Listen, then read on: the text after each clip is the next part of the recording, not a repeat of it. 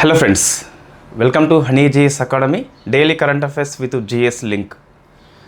June 16 నుంచి 20 వరకు discuss చేయాలి. So 5 days current affairs. కొంచెం క్లాస్ అనేది లెంతీ ఉంటుంది. ఎవరైతే ఈ 20 మినిట్స్ వీడియో, ఈ షార్ట్ వీడియో లాంటి కావాలి అంటే ఈ వీడియో స్కిప్ చేయండి.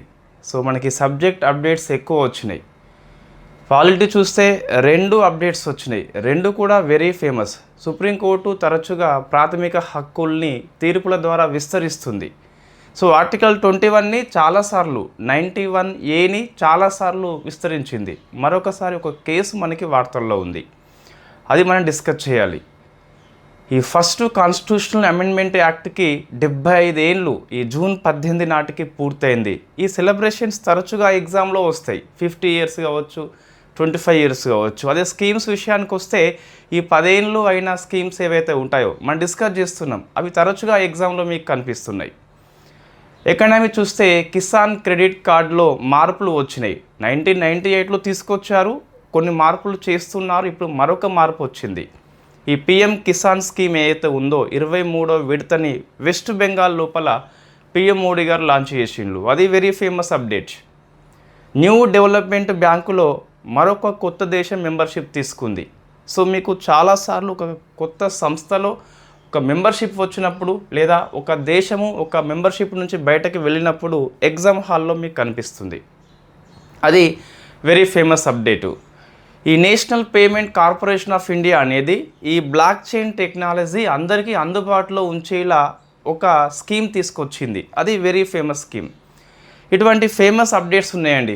అదేవిధంగా ఆర్బీఐ అనేది మరొకసారి ఈ వేరియబుల్ రేట్ రెపో అని చెప్పేసి 3 డేస్ వేలం కండక్ట్ చేస్తే బ్యాంకుల నుంచి స్పందన రాలేదు. సో మనం డిస్కస్ చేద్దాం, ఆర్బీఐ ఎందుకు కండక్ట్ చేసింది, స్పందన ఎందుకు లేదు అని చెప్పేసి.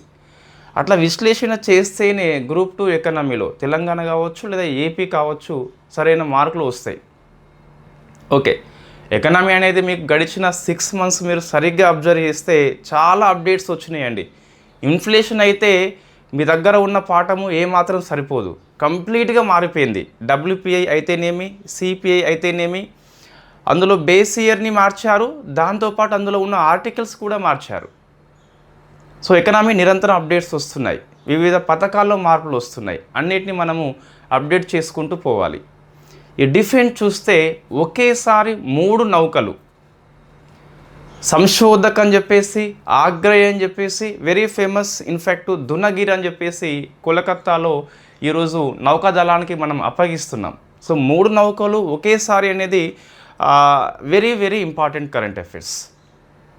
తర్వాత వస్తే ఈ స్పేస్లో మనము ఈ ఇండియా ప్లస్ ఫ్రాన్స్, మొన్న పిఎం మోడీ గారు ఫ్రాన్స్ పోయారు కదా, సో అందులో ఒక ఒప్పందం చేసుకున్నాం. అది ఇంతకుముందు ఒప్పందమే, బట్ టైం లైన్ లేదు మనకి. 2027లో తృష్ణ మిషన్ అని చెప్పేసి ఒక ఉపగ్రహాన్ని ప్రయోగిస్తున్నాం. ఏ రాకెట్ ద్వారా, ఎక్కడి నుంచి, దాని యొక్క పర్పస్ ఏంటి డిస్కస్ చేయాలి. ఈ ఇంటర్నేషనల్ రిలేషన్ చూస్తే స్లోవేకియా మన పిఎం మోడీ పోవడం వెరీ ఫస్ట్ టైం. ఆ మాటకు వస్తే భారతదేశ ప్రధాని పోవడం very first time. Slovakia independence తర్వాత ఇండియా నుంచి పోవడం వెరీ ఫస్ట్ టైం కాబట్టి సో మనం గుర్తుపెట్టుకోవాలి. పిఎం మోడీ పోవడము, అవార్డు రావడము వెరీ కామన్ అయిపోయింది. కాబట్టి ఏ దేశాలు ఇచ్చారని చెప్పేసి ఆ పాయింట్ ఆఫ్ వ్యూలో డిస్కస్ చేయాలి. ఇంకోటి, ఈ బ్రిక్స్ మీటింగ్ మనము 26లో కండక్ట్ చేస్తున్నాం. అందులో భాగంగా వివిధ మినిస్ట్రీస్ మీటింగ్ కండక్ట్ చేస్తాయి. తొలిసారిగా ఎంఎస్ఎంఈ ఇండస్ట్రీ కోసం అని చెప్పేసి బ్రిక్స్ దేశాలు మీటింగ్ పెట్టుకున్నాయి.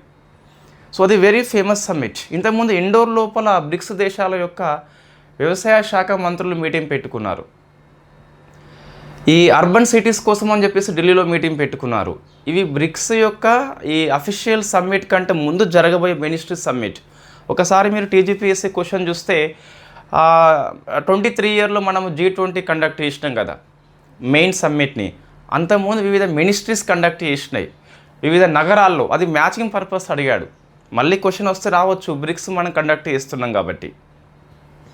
నెక్స్ట్ చూస్తే ఈ ఇరాన్ ప్లస్ అమెరికా ఇస్లామాబాద్ ఒప్పందం అని చెప్పేసి పిలుస్తాం. ఒప్పందం పేరేంటి, సంతకాలు చేసింది ఎవరు, అందులో ఉన్న 14 పాయింట్ ఫార్ములా ఏంటి. సో నెక్స్ట్ టాక్స్ చర్చలు ఏమవుతామని చెప్పేసి మనం డిస్కస్ చేయాలి. అవి ఒక భారతీయ సంతతి భౌతిక శాస్త్రవేత్తకి ఇంటర్నేషనల్ అవార్డు వచ్చింది. వోల్ఫ్ ప్రైజ్ అని చెప్పేసి, అది ఫేమస్. నియామకాలు చూస్తే ఈ ఫైనాన్షియల్ యాక్షన్ టాస్క్ ఫోర్స్ అని చెప్పేసి, ఈ మనీ లాండరింగ్ కావచ్చు, ఈ టెర్రరిస్ట్ ఫండింగ్ కావచ్చు, ఇది జరగకుండా చూస్తుంది. G7 కంట్రీస్ ఏర్పాటు చేస్తాయి కదా, సో దానికి వైస్ చైర్పర్సన్గా మన ఇండియా వచ్చాడు. ఈ సముద్ర జలాల చట్టాల కోసం అని చెప్పేసి ట్రిబ్యునల్ ఉంటుంది, అందులో సభ్యుడిగా మన భారతీయుడు వచ్చాడు. ఇవి 2 ఫేమస్ అప్డేట్స్. మన భారతీయులు ప్రపంచవ్యాప్తంగా వివిధ సంస్థల్లో చైర్మన్ హోదాలో ఉన్నప్పుడు ప్రశ్న వచ్చింది. ఈ నియామకాలు కూడా వెరీ ఫేమస్. సో ఇవి రిపోర్ట్స్ మీకు చూస్తే ఈ ఎనర్జీ ట్రాన్సిషన్ రిపోర్ట్ అని చెప్పేసి వార్తల్లో ఉంది. పర్యావరణ అంశాలు మనం మిస్ అవుతున్నాం. ఈ ప్యారిస్ ఒప్పందం 6.2 ఆర్టికల్ అని చెప్పేసి వార్తల్లో వచ్చింది. 6.2 ఆర్టికల్ ఏంటి మనం డిస్కస్ చేద్దాం. 6.2కి 6.4కి తేడా ఏంటి? సో అవి మనకి వార్తల్లో ఉన్న అంశాలండి. ఇంకా చాలా అంశాలు ఉన్నాయి, డిస్కస్ చేద్దాం. సో మనం ఫస్ట్ చూస్తే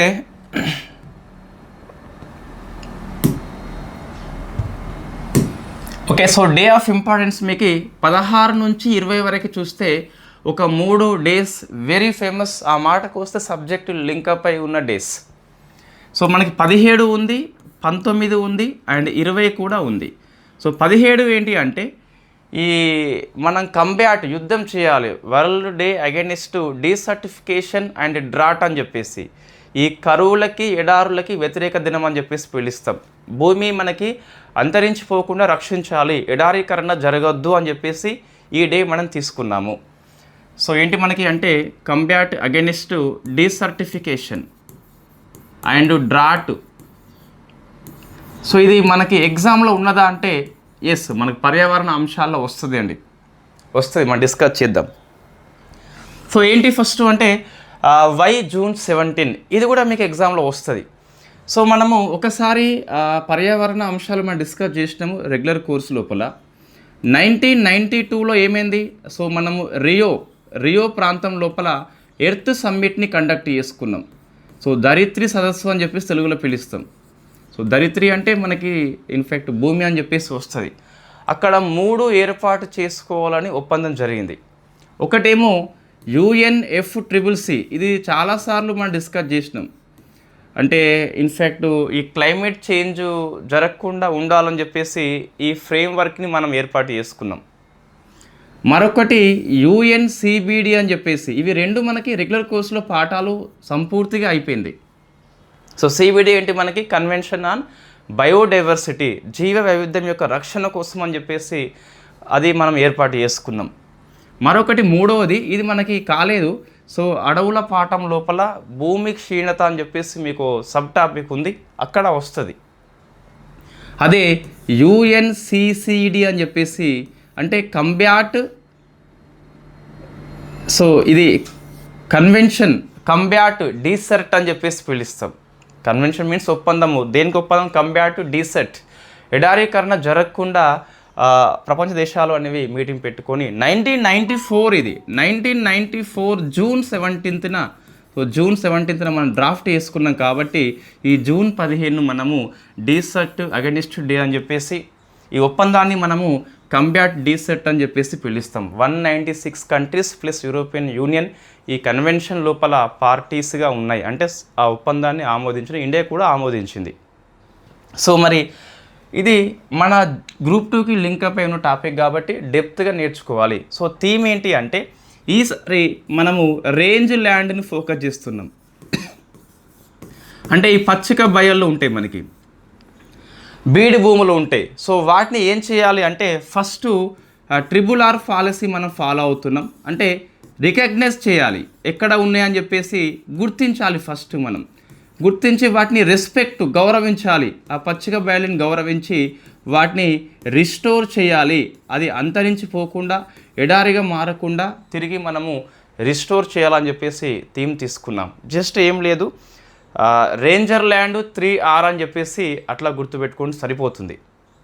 సో అయితే ఈసారి మనకి UNCCD అనేది కొద్దిగా ఫేమస్ అండి. ఎందుకు అంటే మనం ఈ year conference of parties conduct చేస్తున్నాం. మీకు ప్రతిదానికి COP ఉంటుందండి. UNFCCCకి ఉంటుంది, UNCBDకి ఉంటుంది, UNCCDకి ఉంటుంది. ఇదేమో క్లైమేట్ చేంజెస్ కోసం కన్వెన్షన్, ఇదేమో బయోడైవర్సిటీ కోసం కన్వెన్షన్, ఇదేమో డీసెట్ కంబ్యాట్ కోసం కన్వెన్షన్. ప్రతిది కూడా కొన్ని ఇయర్ వైజ్ ఉంటాయి, కొన్ని 2 yearsకి ఒకసారి ఉంటాయి. సో ఒక హైయెస్ట్ డిసిషన్ టేకింగ్ సమ్మిట్గా పిలుస్తాం. కాన్ఫరెన్స్ ఆఫ్ పార్టీస్ అంటే ఈ ఒప్పందాన్ని ఏ దేశాలు అయితే ఆమోదించినాయో ఆ దేశాలు అన్నీ ఒక వార్షిక సమావేశము లేదా ద్వైవార్షిక సమావేశం కండక్ట్ చేసుకొని నిర్ణయాలు తీసుకుంటే it is the highest decision taking body అని చెప్పేసి పిలుస్తాం. అటువంటి కాన్ఫరెన్స్ ఆఫ్ పార్టీస్ మనకి COP17 2026 ఆగస్టులో జరుగుతుంది. అప్పటికల్లా మనం ఎగ్జామ్స్ రాయం కాబట్టి ఈ సమ్మిట్ వెరీ ఫేమస్ అండి. ఎంతసేపు మీరు UNFCCC ఈ COP15 COP21 వీటి మీదే కాదు, వీటికి కూడా COP ఉంటుంది, వాటికి కూడా ఫోకస్ చేయండి. సో గ్రూప్ 2లో మీకు ఎక్కువ మార్కులు రావాలి అంటే సైన్స్ అండ్ టెక్నాలజీ మీద మంచి గ్రిప్ ఉండాలి. 75 మార్కులు అండి. 70/75 హైలీ ఇంపాసిబుల్, 70 కూడా ఇంపాసిబుల్. బట్ 65 దగ్గర మనం తెచ్చుకోవచ్చు. కొంచెం మెరుగైన పుస్తకాల ఎంపిక, కొంచెం అప్డేట్ని ఎక్కువ ఫాలో అయితే ఈజీగా మనము అంటే స్టాటిక్ పోర్షన్ని నిర్లక్ష్యం చేయవద్దు, అది తెలిసి ఉండాలి, దాంట్లో వచ్చిన అప్డేట్స్ని పసిగట్టాలి. అప్పుడు 65 మార్కుల దాకా తెచ్చుకోవచ్చు మనం. 70 అనేది ఇంపాసిబుల్ అండి. Okay right. సో ఈసారి ఎవరు అంటే మంగోలియా దేశం కండక్ట్ చేస్తుంది. సో COP17 ఏంటి అంటే ఈ కన్వెన్షన్ కంబ్యాట్ డీసెట్ కోసము 17వ సమావేశం మనకి మంగోలియా ప్రాంతంలో ఉన్న ఉలాన్ బతార్ అనేది. సో ఉలాన్ బతార్ ప్రదేశం పేరు, ఇది కొత్త ప్రదేశం కాదు మనకి. ఎందుకు అంటే మంగోలియా మనకి ఒక ద్వైపాక్షిక సైనిక విన్యాసం కావచ్చు లేదా మల్టీలాటరల్ బహుపాక్షిక కావచ్చు, కంపల్సరీ ఉలాన్ బాతార్లో కండక్ట్ చేస్తుంది. ఇప్పుడు మన ఎక్సర్సైజ్ కాన్క్వెస్ట్ అని చెప్పేసి June 2021 మనకి జరగబోతుంది. సో ఇన్ఫ్యాక్ట్ ఇండియా పార్టిసిపేట్ చేస్తుంది. అది ద్వైపాక్షిక కాకుండా బహుపాక్షిక సైనిక విన్యాసం. సో అది కూడా ఉలాన్ బాతార్ కండక్ట్ చేస్తుంది. మీకు ఎప్పుడైనా సరే మంగోలియా ఇండియా సైనిక విన్యాసం కావచ్చు, మంగోలియా బహుపాక్షిక విన్యాసం కావచ్చు, ఉలాన్ బాతార్నే ఎంచుకుంటుంది. సో కాబట్టి మీకు ప్లేస్ విషయంలో నేమ్ కొత్తగా ఉన్నప్పటికీ ఎటువంటి ఇబ్బంది లేదు. దీని థీమ్ మనం నేర్చుకోవాలండి. సో థీమ్ ఏంటి అంటే మనకి restore land and restore hope అని చెప్పేసి, రిస్టోర్ హోప్ అని చెప్పేసి అంటే ల్యాండ్ని నువ్వు పునరుద్ధరిస్తే నమ్మకం కూడా వస్తుంది. ఎడారీకరణ జరిగింది మన పోటీ ప్రపంచం, ఈ పరీక్షల పోటీ ప్రపంచానికి. ఎస్ జరిగింది. విలువైన కాలం మనం నష్టపోతున్నాం. ఏళ్ళు చూసిన నోటిఫికేషన్స్ వస్తలేవు. ఎడారీకరణ జరిగింది. బట్ రిస్టోర్ ల్యాండ్, తిరిగి మనం రిస్టోర్ చేసుకోవాలి ప్రిపరేషన్ని. అప్పుడే మన హోప్ కూడా తిరిగి వస్తుంది. పేరు నమ్మకం కోల్పోయిన మనం అన్ఫార్చునేట్లీ ప్రభుత్వ విధానాలు కొంచెం ఇబ్బంది పెడుతున్నాయి మన ఈ పరీక్షార్థులకి. అనుకూల వాతావరణం లేదు తెలంగాణ విషయానికి వస్తే ముఖ్యంగా. అయినప్పటికీ మనము పూర్తిగా మర్చిపోకుండా ఉండాలి అంటే సబ్జెక్ట్ని తరచుగా టచ్ చేస్తూ ఉండాలి. ఈవెన్ ఒక 1 hour అయినా సరే మీరు చదివిన అంశాన్ని మననం చేసుకోండి. లేకుంటే మళ్ళీ గ్రూప్ 2 గ్రూప్ 1 నెక్స్ట్ ఇయర్ వస్తాయి. వచ్చినప్పుడు సమయం తక్కువ ఉంటుంది. ఆ తక్కువ సమయంలో మళ్ళీ మనము లీవ్ పెట్టొద్దా, జాబ్ చేయాలన్నా వద్దా, ఈ ఫ్యామిలీ మనకి కొన్ని రెస్పాన్సిబిలిటీ ఉంటాయి, వాటిని మనం తప్పించుకోలేము.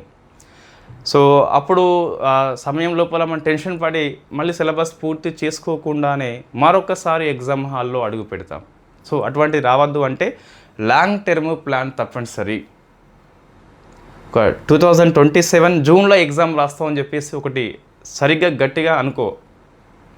తెలంగాణ వాళ్ళు, ఏపీ వాళ్ళు 27 ఫిబ్రవరిలో రాస్తామని చెప్పేసి అనుకోండి గట్టిగా. సో అప్పుడు మీరు గట్టిగా అనుకున్నప్పుడు ప్రిపరేషన్ అనేది సక్రమంగా జరుగుతుంది. ఇది అండి. సో మనకి COP17 వచ్చేసి వెరీ ఫేమస్. COP16 మనకి 2024 కండక్ట్ చేసింది సౌదీ అరేబియా ప్రాంతంలో ఉన్న రియాద్ అని చెప్పేసి. రైట్. ఇంకా మీకు ఈ పర్యావరణ అంశాల్లోకి డెప్త్గా వెళ్తే సో మనకి COP27 అండి, ఇది ఈజిప్ట్లో జరిగింది కదా. ఏది COP17? ఇది 27 మనకి UNFCCC యొక్క COP27 షర్మ్ ఎల్ షేక్ ప్రాంతం చెప్పేసి కండక్ట్ చేసింది. అక్కడ ఒక 2 దేశాలండి. సో స్పెయిన్ అని చెప్పేసి, సెనెగల్ అని చెప్పేసి, ఈ 2 దేశాలు అనేవి ఒక కూటమిని ఏర్పాటు చేస్తాయి. ఆ కూటమి కూడా మనకి ఈ డీసెట్ అండ్ డ్రాట్కి లింక్ అయి ఉన్న కూటమి. దాని పేరు IDRA అని చెప్పేసి పిలుస్తాం. మన ఇండియా కూడా దీన్ని ఆమోదించింది కాబట్టి మనం చదువుకోవాలి. అరే నీకు డ్రాట్ డే డీసెట్ డే కాబట్టి ఇది గుర్తుకు రాకుంటే నీకు సిలబస్ మీద పట్టు లేదు, మరొకసారి అధ్యయనం చేయాల్సిందే. గ్రూప్ 2కి చదవడం వేరు, ఇతర పరీక్షలకు చదవడం వేరు. సో కాబట్టి group 2 is a mother of the all subject. అందుకే ఏంటి ఇది ఇంటర్నేషనల్ డ్రాట్ రెసిలెన్స్ అలయన్స్ అని చెప్పేసి పిలుస్తాం. సో నీకు డ్రాట్ రెసిలెన్స్ ఉంది కాబట్టి సో ఈ 2 కంట్రీస్ నీకు COP27 అనేది ఇన్ఫ్యాక్ట్ 2022లో జరిగింది. మరి 4 ఏళ్ళు అయిపోతుంది కదా, అప్పటిది అవసరం అంటే it is a part of your syllabus. Climate change పాఠమే నీకు ఉంది కదా. సో ఇది మీకు COP17 లేకుంటే జూన్ 17 గురించి సరిపోతుందండి. ఇది ఇంకా నీకు ఎక్కువ అవసరం లేదు. సో నెక్స్ట్ మనకు జూన్ 19 చూస్తే, సో జూన్ 19 చూస్తే 19th ఏంటి మనకంటే so world sickle cell day అని చెప్పేసి పిలుస్తాం. Sickle cell day. So June 19 sickle cell మీకు హెల్త్ అనే పాఠం గ్రూప్ 2 సిలబస్లో ఉంది కాబట్టి it is part of your syllabus. So first theme ఏంటని చెప్పేసి చూస్తే మనం సికిల్ సెల్ ఎనిమియాని అంత ఈజీగా ఐడెంటిఫై చేయం. కొన్ని గ్యాప్స్ వస్తాయి. అంటే రోగ నిర్ధారణకి చికిత్సకి మధ్య గ్యాప్ ఉంది కాబట్టి ఆ గ్యాప్ని మనం క్లోజ్ చేసుకోవాలి అని చెప్పేసి థీమ్ తీసుకున్నాము. థీమ్ను బై హార్ట్ చేయకండి, అర్థం చేసుకోండి. So closing the survival gap అని చెప్పేసి థీమ్ ఉంది. So closing survival gap. So మరి దీనికి ఏం చేయాలి అంటే equity in sickle cell disease. అందరికీ రోగ నిర్ధారణ జరిగి చికిత్స అందించాలి, ఈక్విటీ అని చెప్పేసి ఉండాలని మనం థీమ్ తీసుకోవడం జరిగింది. So what is the sickle cell, what is the sickle cell అని చెప్పేసి చూస్తే జనరల్గా మనకి RBC అనేది గుండ్రగా ఉంటుందండి. సో ఇట్లా గుండ్రగా ఉంటుంది. ఆక్సిజన్ రవాణా అనేది ఈజీగా అవుతుంది. హిమోగ్లోబిన్ లెవెల్స్ తగినంత ఉంటాయి, అంటే హెల్తీ హ్యూమన్ లోపల. కొంతమందికి జన్యుపరంగా వస్తుందండి ఈ సికిల్ సెల్ ఎనిమియా అనేది. ఎస్, జన్యుపరమైన రక్తస్రావ వ్యాధి అని చెప్పేసి ప్రశ్న వస్తుంది. ఈ క్రింది వాళ్ళలో జన్యుపరంగా సంక్రమించే వ్యాధి కానిది ఏంటని చెప్పేసి వస్తుంది. నీకు తెలియాలి జెనెటికల్గా వచ్చే డిసీజ్ అని చెప్పేసి.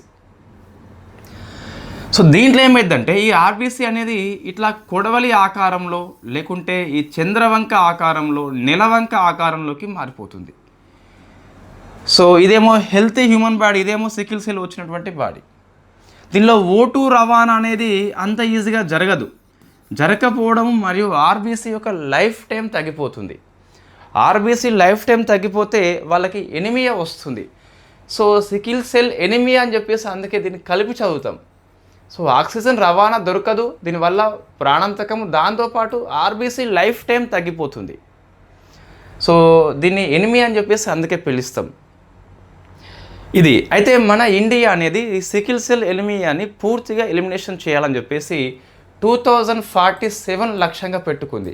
సో మన టార్గెట్స్ ఏవైతే ఉన్నాయో అవి ఎగ్జామ్లో తరచుగా వస్తున్నాయి.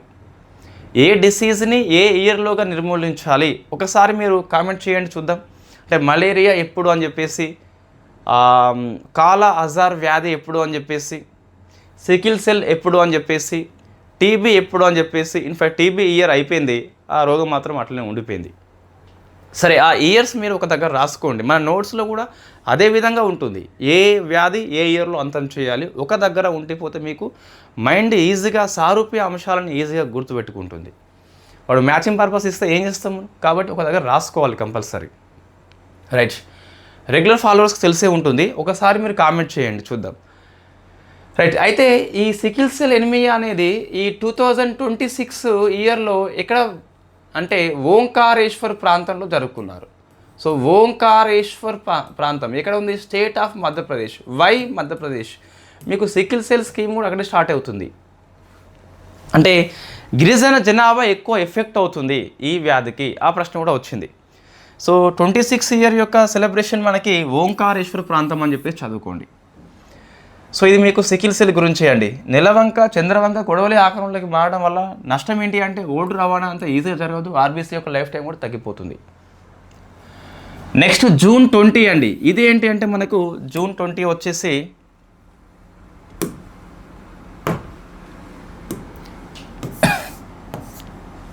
సో వరల్డ్ రెఫ్యూజీ డే అని చెప్పేసి పిలుస్తాం. సో వరల్డ్ రెఫ్యూజీ డే అని చెప్పేసి, శరణార్థి దినం అని చెప్పేసి పిలుస్తాం. థీమ్ ఏంటి అంటే మీకు until every one is safe, అంటే ప్రతి శరణార్థి సేఫ్గా ఉండాలని చెప్పేసి థీమ్ తీసుకోవడం జరిగింది. Until every one is safe అని చెప్పేసి. అయితే మీకు తరచుగా ఒక ఎగ్జామ్లో ప్రశ్న వస్తుంది, ఈ శరణార్థి అంటే ఏంటి అంటే జాతి పరంగా మతం పరంగా వాళ్ళు మైనర్లో ఉండిపోతారు, వాళ్ళని ఆ దేశం యొక్క మెజారిటీ వాళ్ళు వెళ్ళగొడతారు, మరొక దేశానికి వెళ్ళిపోతారు వీళ్ళు. సో రెఫ్యూజీ అని చెప్పేసి పిలుస్తాం. ఇన్ఫ్యాక్ట్ ఈ రెఫ్యూజీ కోసం మీకు 2 ఒప్పందాలు ఉన్నాయి ప్రపంచం లోపల. 1951 రెఫ్యూజీ కన్వెన్షన్ అని చెప్పేసి, ఇది 50 ఏళ్ళు పూర్తయింది కాబట్టి 2001లో ఈ జూన్ 20ని మనము రెఫ్యూజీ డే జరుపుకుంటున్నాం. జూన్ 19 ఎందుకు సిగిల్ సెల్, ఎటువంటి కారణం లేదు, మనకు అవసరం లేదు. సో దీన్ని అయితే మనం 50 ఏళ్ళు అయిందని చెప్పేసి జరుపుకుంటున్నాం. సో ఇంకోటి 1967 రెఫ్యూజీ ప్రోటోకాల్ అని చెప్పేసి పిలుస్తాం. అంటే రెఫ్యూజీ పట్ల ఆ దేశాలు ఎలా వ్యవహరించాలనో ఆ ఒప్పందాల్లో ఉంటుంది. ఇండియా సంతకం చేసిందా అంటే సంతకము చేయలేదు. సో ఈ క్వశ్చన్ చాలాసార్లు వచ్చిందండి, చేయలేదు అని చెప్పేసి చదువుకోండి. అంటే మనకంటూ ఒక పాలసీ లేదా అంటే అవుననే చెప్పాలి. మనం ఒప్పందాలని ఆమోదించలేదు అంటే మనకంటూ పాలసీ లేదు. సో అతిథి దేవో భవ అనే భారతదేశంలో శరణార్థి వస్తే శరణు కోరితే మనము ఆశ్రయం ఇవ్వమండి, ఇస్తాం. బట్ మనకంటూ ఒక పాలసీ లేదు అంటే అవునని చెప్పాలి. మనకంటూ ఒక ఒప్పందం లేదా అంటే అవునని చెప్పాలి. మనం 2 ఒప్పందాలు ఆమోదించలేదా అంటే ఆమోదించలేదని చెప్పాలి. అయినప్పటికీ మనము అతిథి దేవో భవ అంటాం. టిబెటియన్స్, సో రోహింగ్యాలు ఎవరు వచ్చినా మనం ఆహ్వానిస్తున్నాం, వాళ్ళని సరిగ్గా చూస్తున్నాం. ఎస్ టెక్నికల్లీ లేదు, బట్ ప్రాక్టికల్గా మనం ఫాలో అవుతున్నాం కంపల్సరీ. ఇప్పుడు కొంతమంది ఎకనామీ అప్డేట్స్ చెప్పండి అని చెప్పేసి అంటారు. అరే మనం ఎకనామీ అప్డేట్స్ మనం రోజు క్లాస్ చేస్తున్నాం వాస్తవంగా. ఓకే రైట్, ఇది డే ఆఫ్ ఇంపార్టెన్స్ మనకి. సో నెక్స్ట్ డిస్కస్ చేద్దాం మనం పాలిటీలో ఉన్న అంశాలు.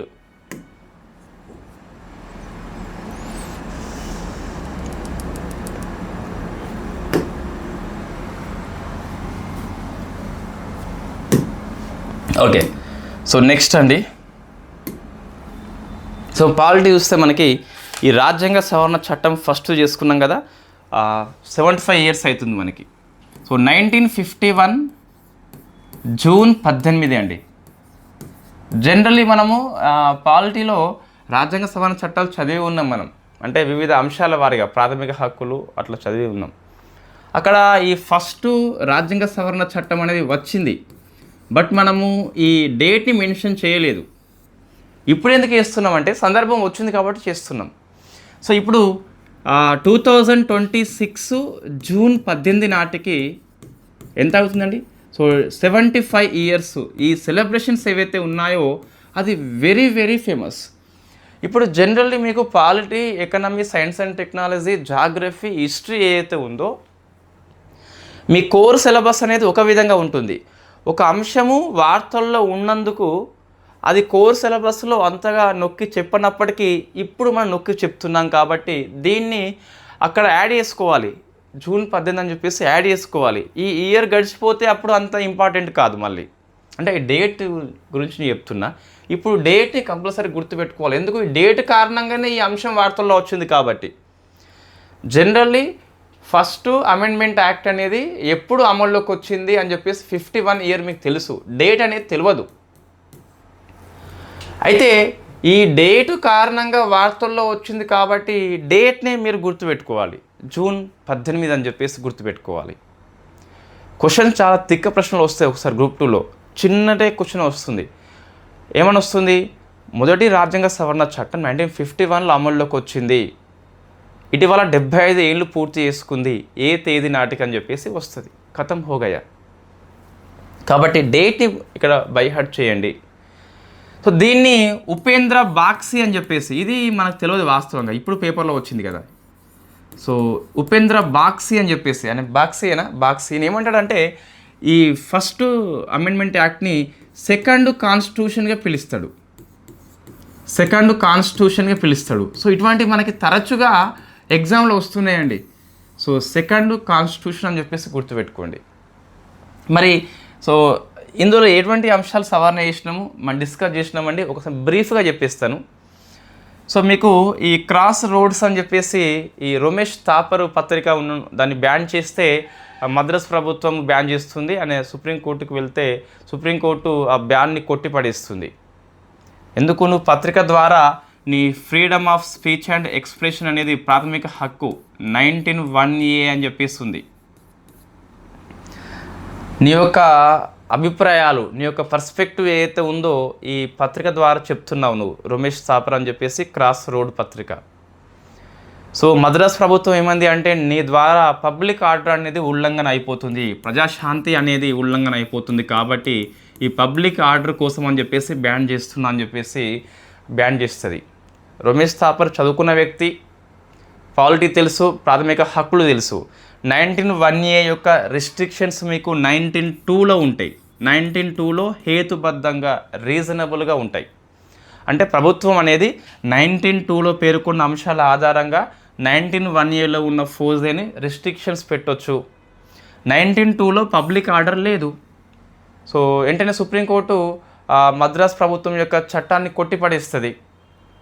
అప్పుడు రాజ్యాంగ సవరణ చట్టం ప్రభుత్వం తీసుకొస్తుంది. దాని ద్వారా పబ్లిక్ ఆర్డర్ ఉన్ను ఇన్సైట్మెంట్ ఆఫ్ అఫెన్స్. సో గుర్తుపెట్టుకోవాలండి, మనం డిస్కస్ చేసినాం ఆల్రెడీ. ఇన్సైట్మెంట్ ఆఫ్ అఫెన్స్ అంటే ఏంటి? సో తెలుగులో చెప్పాలి అంటే నేరాన్ని ప్రోత్సహించే చర్య అని చెప్పేసి పిలుస్తాం. నీ యొక్క ప్రసంగము అనేది, నీ యొక్క రాతపూర్వక అంశాలు అనేవి, నీ యొక్క చిత్రము అనేది, నీ యొక్క ప్రసంగం అనేది ఇన్ఫ్యాక్ట్ నేరాన్ని ప్రోత్సహించేలా ఉంటే దాని మీద బ్యాన్ చేయవచ్చు. ఇంకోటి friendly relations with foreign state. So నీ యొక్క చర్యలు అనేవి ఫారెన్ స్టేట్ యొక్క రిలేషన్స్ని దెబ్బతీసేలా ఉండద్దు విత్ ఫారెన్ స్టేట్. సో మూడింటిని మనం యాడ్ చేస్తామండి. 19(2)కి సవరణ చేసి మనం యాడ్ చేస్తాం. ఒకటి అయిపోయింది. ఇది రమేష్ థాపర్ కేసు అని చెప్పేసి గుర్తుపెట్టుకోండి. ఇది తెలుసు ఆల్రెడీ మనం డిస్కస్ చేసిన స్టోరీ బేస్లో. ఇప్పుడు ఫాస్ట్గా చెప్పేస్తున్నాం, వార్తల్లో ఉంది కాబట్టి.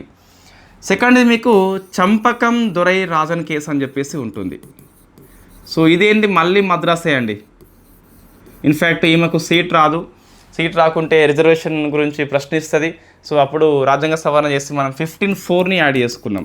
అంటే సోషల్లీ ఎడ్యుకేషనల్లీ బ్యాక్వర్డ్ క్లాసెస్కి స్టేట్ అనేది, రాజ్యం అనేది స్పెషల్ ప్రొవిజన్స్ కల్పించవచ్చు.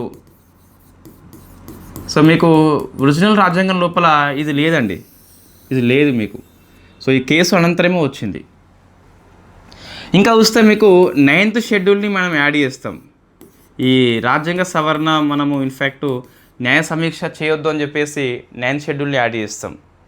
దీనికి అనుబంధంగా 31A 31B కూడా యాడ్ చేస్తాం మనం. 31A అనేది ఒక 5 రకాల మినహాయింపులు ఉంటాయి ప్రాథమిక హక్కుల విషయం లోపల.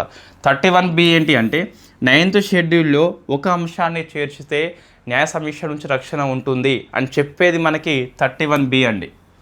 ఒక చట్టాన్ని మనము 9th షెడ్యూల్లో చేర్చితే రాజ్యాంగ సమీక్ష, న్యాయ సమీక్ష చేయకుండా 31B రక్షణ ఇస్తుంది. అయితే మనకి వెరీ ఫేమస్ కేసు 2007లో వచ్చిందండి. ఆ కేసు ఐఆర్ కొయల్హో అని చెప్పేసి పిలుస్తాం. ఐఆర్ కొయల్హో అని చెప్పేసి పిలుస్తాం. ఐఆర్ కొయల్హో అని చెప్పేసి పిలుస్తాం. చాలాసార్లు ప్రశ్న వచ్చింది కాబట్టి మళ్ళీ చెప్తున్నా. So versus state of Tamil Nadu అని చెప్పేసి ఇది ఏమంటుందంటే ఒక అంశాన్ని నువ్వు 9th షెడ్యూల్లో చేర్చినప్పటికీ కూడా న్యాయ సమీక్ష మేము చేస్తాము. Everything is under judicial review in India. Very famous case. Minerva Mills అని చెప్పేసి ఉంటుంది ఆ కేసు పేరు. దానికంటే ముందు ఐఆర్ కొయల్హో అని చెప్పేసి ఏమంటుందంటే మీరు 24/4/1973 ఈ డేట్ యొక్క ఇంపార్టెన్స్ ప్రతి అభ్యర్థి తెలిసి ఉండాలి. కేశవానంద భారతి కేసు అని చెప్పేసి ఈ కేసు తర్వాత ఏ అంశాలైతే మీరు ఇక్కడ చేర్చారో వాటిలో జ్యుడిషియల్ రివ్యూ ఉంటుంది అని చెప్పేసి చెప్తుంది. ఇదే కేసు వామన్ రావు కేసులో తిరిగి తీర్పు చెప్పింది. అంటే నేను చెప్పేది 9th షెడ్యూల్లో పేర్కొన్న అంశాల మీద న్యాయ సమీక్ష ఉంటుందా? ఎస్ ఉంటుంది. ఎప్పటి నుంచి ఉంటుంది? 24/4/1973 నుంచి ఉంటుంది. ఎవరు చెప్పారు మనకి? ఐఆర్ కొయల్హో చెప్పింది. వామన్ రావు కేసు కూడా అంతకుముందు చెప్పింది. ఓకేనా? రైట్. ఇది అంటే ఇది స్పష్టంగా చెప్పింది మనకి, ఇది స్పష్టంగా చెప్పింది ఐఆర్ కొయల్హో కేసు అని చెప్పేసి. ఇది మనకి పాలిటీలో ఉన్న ఫస్ట్ అంశం అండి. సో నెక్స్ట్ రెండవ అంశం మనకి ఈ right to walk on safe footpath. So మనము ఈ ఫుట్పాత్ మీద సేఫ్గా వాక్ చేసే ప్రాథమిక హక్కు కలిగి ఉన్నాం, సుప్రీంకోర్టు చెప్పింది. So right to walk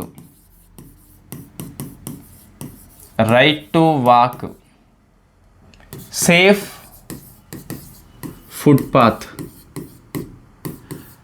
so అంటే ఈ రాజ్యాలు ఏవైతే ఉన్నాయో, యూనియన్ ఆర్ స్టేట్ ఏదైతే ఉందో, ప్రతి వ్యక్తికి సంరక్షణ కొద్ది నడిచే హక్కు ప్రసాదించాలి, సేఫ్ ఫుట్పాత్ని ఏర్పాటు చేయాలని చెప్పేసి చెప్పింది. సో ఇది ప్రాథమిక హక్కు అని చెప్పేసి ఏ ఆర్టికల్ కిందకి వస్తుంది అని చెప్పేసి ప్రశ్న వస్తుంది. 21 ఆర్టికల్ జీవించే హక్కు అని చెప్పేసి చెప్పొచ్చు. నువ్వు సరైన ఫుట్పాత్ని ఏర్పాటు చేయకుంటే జీవించే హక్కు కోల్పోతాడు పౌరుడు. 91D అని చెప్పేసి, డి మీన్స్ డిస్ప్లేస్మెంట్, స్థానభ్రంశము, అట్లా గుర్తుపెట్టుకోండి. సో డి అంటే మీరు సంచార స్వేచ్ఛ అని చెప్పేసి పిలుస్తాం. అంటే నువ్వు దేశవ్యాప్తంగా నీకు సంచార స్వేచ్ఛ ఉంది, ఎస్ రిస్ట్రిక్షన్స్ ఆర్ దేర్, అది వేరు, మనకి ఇక్కడ పాయింట్ కాదని చెప్పేది. సో సంచార స్వేచ్ఛ ఉండాలి అంటే సరైన ఫుట్పాత్ ఏర్పాటు చేయాలి. అంటే right to walk on footpath అనేది ఏ ఆర్టికల్ కింద సుప్రీంకోర్టు చెప్పింది అంటే 21 కింద చెప్పింది, 19(1)D కింద చెప్పింది, ఇంకా 3 ఆర్టికల్స్లో భాగంగా చెప్పింది. రెండింటినీ మెయిన్గా చెప్పింది. అనుబంధంగా 19(1)A, 19(1)B, 19(1)C కూడా చెప్పిందా అంటే అవును అని చెప్పాలి. ఏమంటున్నా అంటే right to walk on footpath అనేది ప్రాథమిక హక్కు, సుప్రీంకోర్టు చెప్పింది. కేసు పేరు మీకు ఇలియాజ్ రియాజ్, వీళ్ళిద్దరూ తండ్రి కొడుకులండి. ఇలియాజ్ రియాజ్ ఇద్దరు కేసు వేస్తారు వర్సెస్ అయ్యప్పన్. సో ఇది గుర్తుపెట్టుకోండి, కేసు పేరు అవసరం అండి. ఎంతసేపు గోలక్నాథ్ కేసు గోల కాకుండా ఈ కేసు పేరు మైండ్లో పెట్టుకోండి. ఇలియాజ్ రియాజ్ వర్సెస్ అయ్యప్పన్ అని చెప్పేసి supreme court right to walk on ఫుట్పాత్ని ప్రాథమిక హక్కుగా గుర్తించింది. అయితే ఏ ఆర్టికల్స్లో భాగంగా ఏ ప్రాథమిక హక్కు నీకు 21 కరెక్ట్, 91D కరెక్ట్, ఇవేనా ఇంకా ఉన్నాయంటే అవునా చెప్పాలి. మీరు తీర్పు చదవండి, లైవ్ లాలో వస్తుంది మీకు. Okay, 91A freedom of speech and expression ఎలా వస్తుంది అంటే నువ్వు ఒక ప్రాంతం గుండా పోవడం అనేది నీ యొక్క భావ ప్రకటన కిందకి వస్తుంది. 91B శాంతియుతంగా నువ్వు భూమి కూడొచ్చు, రైట్ టు అసెంబుల్ పీస్ఫుల్లీ, అటు సంచారం చేస్తేనే భూమి కూడతావు కాబట్టి. 19(1)C కోఆపరేటివ్ సొసైటీ అని చెప్పేసి, లేదా మనము ఏది సంఘాలు ఏర్పాటు చేసుకోవచ్చు అని చెప్పేసి చెప్తుంది. సంఘాలు ఎప్పుడు నువ్వు ఏర్పాటు చేస్తావు, సంచారం చేస్తేనే సంఘాలు ఏర్పాటు చేస్తావు కాబట్టి ఇది అనేది ఈ మూడిటి కిందకి కూడా వస్తుంది. సుప్రీంకోర్టు చెప్పిందండి, మనం కాదు. సో కేసు పేరు ఏంటి మనకంటే in fact Maniyar Iliyaz Sheikh Riyaz versus P Ayyappan అని చెప్పేసి పిలుస్తాం. ఓకే, అయితే ఈ రైట్ టు వాక్ మీద తొలిసారిగా పాలసీని పంజాబ్ రాష్ట్రం రూపొందిస్తుందండి. ఇది ఇప్పుడు కాదు, 24 ఇయర్లో ఐ థింక్. సో మీకు పంజాబ్, మనం ఇది గవర్నమెంట్ పాలసీలు డిస్కస్ చేసినాం. పంజాబ్ అనేది రైట్ టు వాక్ అనేది ఒక చట్టబద్ధ హక్కుగా గుర్తించింది వెరీ ఫస్ట్ టైం ఎవరు అంటే పంజాబ్ రాష్ట్రం అండి. రైట్ టు వాక్ అని చెప్పేసి పిలుస్తాం అందుకే. సో సుప్రీంకోర్టు ఇప్పుడు గుర్తించింది కానీ పంజాబ్ ఎప్పుడో గుర్తించింది మనకి. సో ఈ కేసు పేరు గుర్తుపెట్టుకోండి. తర్వాత ఈ పాలిటీలో ఉన్న ఫస్ట్ అంశం ఏంటి మనకి, ఫస్ట్ అమెండ్మెంట్ యాక్ట్ అనేది 75 ఇయర్స్ ఏ తేదీ నాటికి పూర్తవుతుంది అవి చదువుకోండి సరిపోతుంది.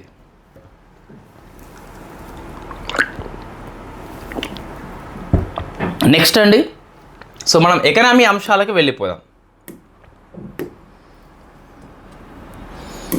సో నేను క్లియర్ ఆల్ కొడుతున్నా అంటే ఇందులో సేవ్ కావండి. సేవ్ అయి చేసేది ఏముంది, ఇక్కడ సేవ్ అయితే లాభం లేదు, ఇక్కడ సేవ్ అయిపోవాలి. ఓకేనా, అంటే ఇంతకుముందు ఒక అభ్యర్థి మనకి ఏది వాటిని సేవ్ చేయండి, సేవ్ చేసి ఎక్కడ సేవ్ చేద్దాం, ఇక్కడ సేవ్ చేయండి, ఇక్కడ సేవ్ చేస్తే ఏం లాభం.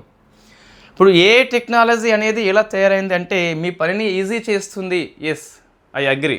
ఏమి ఈజీ చేస్తుంది, ఒక అంశాన్ని నువ్వు అర్థం చేసుకోలేకుంటే ఏ టెక్నాలజీ ఆ అంశాన్ని అందంగా చెప్పినప్పటికీ, అందంగా డయాగ్రామ్ చేసినప్పటికీ ఎటువంటి యూజ్ లేదు. నీ కాన్సెప్ట్ అర్థం కావాలి, నీ సొంత భాషలో నీ సొంత చేత్తో రాసుకోవాలి, అప్పుడే గుర్తుంటుంది. సో నీ చేత్తో రాయకుండా ఇన్ఫ్యాక్ట్ నీ చేతి రాతను నువ్వు మార్చుకోలేవు. ఐ మీన్ ఇన్ఫ్యాక్ట్ నువ్వు ఏ జాబ్ చేయాలనో అది నువ్వు చేయలేవు. చెప్పే అర్థమవుతుంది. ఏమంటున్నా అంటే ఏ టెక్నాలజీ ఆ మొబైల్ని పరిమితంగా వాడండి, నీ చేతిని ఈ రైటింగ్ని ఎక్కువ ఉపయోగించండి. సమయం చాలా ఎక్కువ ఉందండి, సమయం లేదని చెప్పేసి అనొద్దు, అది పెద్ద అబద్ధం. మీకు తెలంగాణ అయితే మీరు పుస్తకాలు రాయొచ్చు, ఇంకా అంత సమయం ఉంటుంది గ్రూప్ 2 కోసం అయితే. ఇంకోటి నిన్న వేటు న్యూస్లో ఏదో వచ్చింది కదా, టీజీపీఎస్ సిలబస్లో మార్పులు అని చెప్పేసి. అరే అది మన గ్రూప్ 2 గ్రూప్ అని కాదు, అది ఇతర జిఎస్ సిలబస్, అది ఏడబ్ల్యూఈ డిప్యూటీఓ ఉంది కదా, సో వాటి కోసం వచ్చిన సిలబస్ అది ఎప్పుడో వచ్చింది, వాడెవడో ఇప్పుడు క్లిప్ తయారు చేసిండు అంతే. Right, skip that. నెక్స్ట్ మనకి ఎకనామీ అంశం అండి, దాని మీద క్లాస్ అవసరం లేదు. వ్యూస్ వస్తాయండి, టీజీపీఎస్ సిలబస్లో మార్పులు గమనించారా అని చెప్పేసి, ఇవేనా మార్పులు అని చెప్పేసి తమ్ముళ్ళు పెట్టి వీడియో చేస్తే వ్యూస్ వస్తాయి. వ్యూస్ మాత్రమే వస్తాయి, ఎవరికి ఉపయోగం లేదు.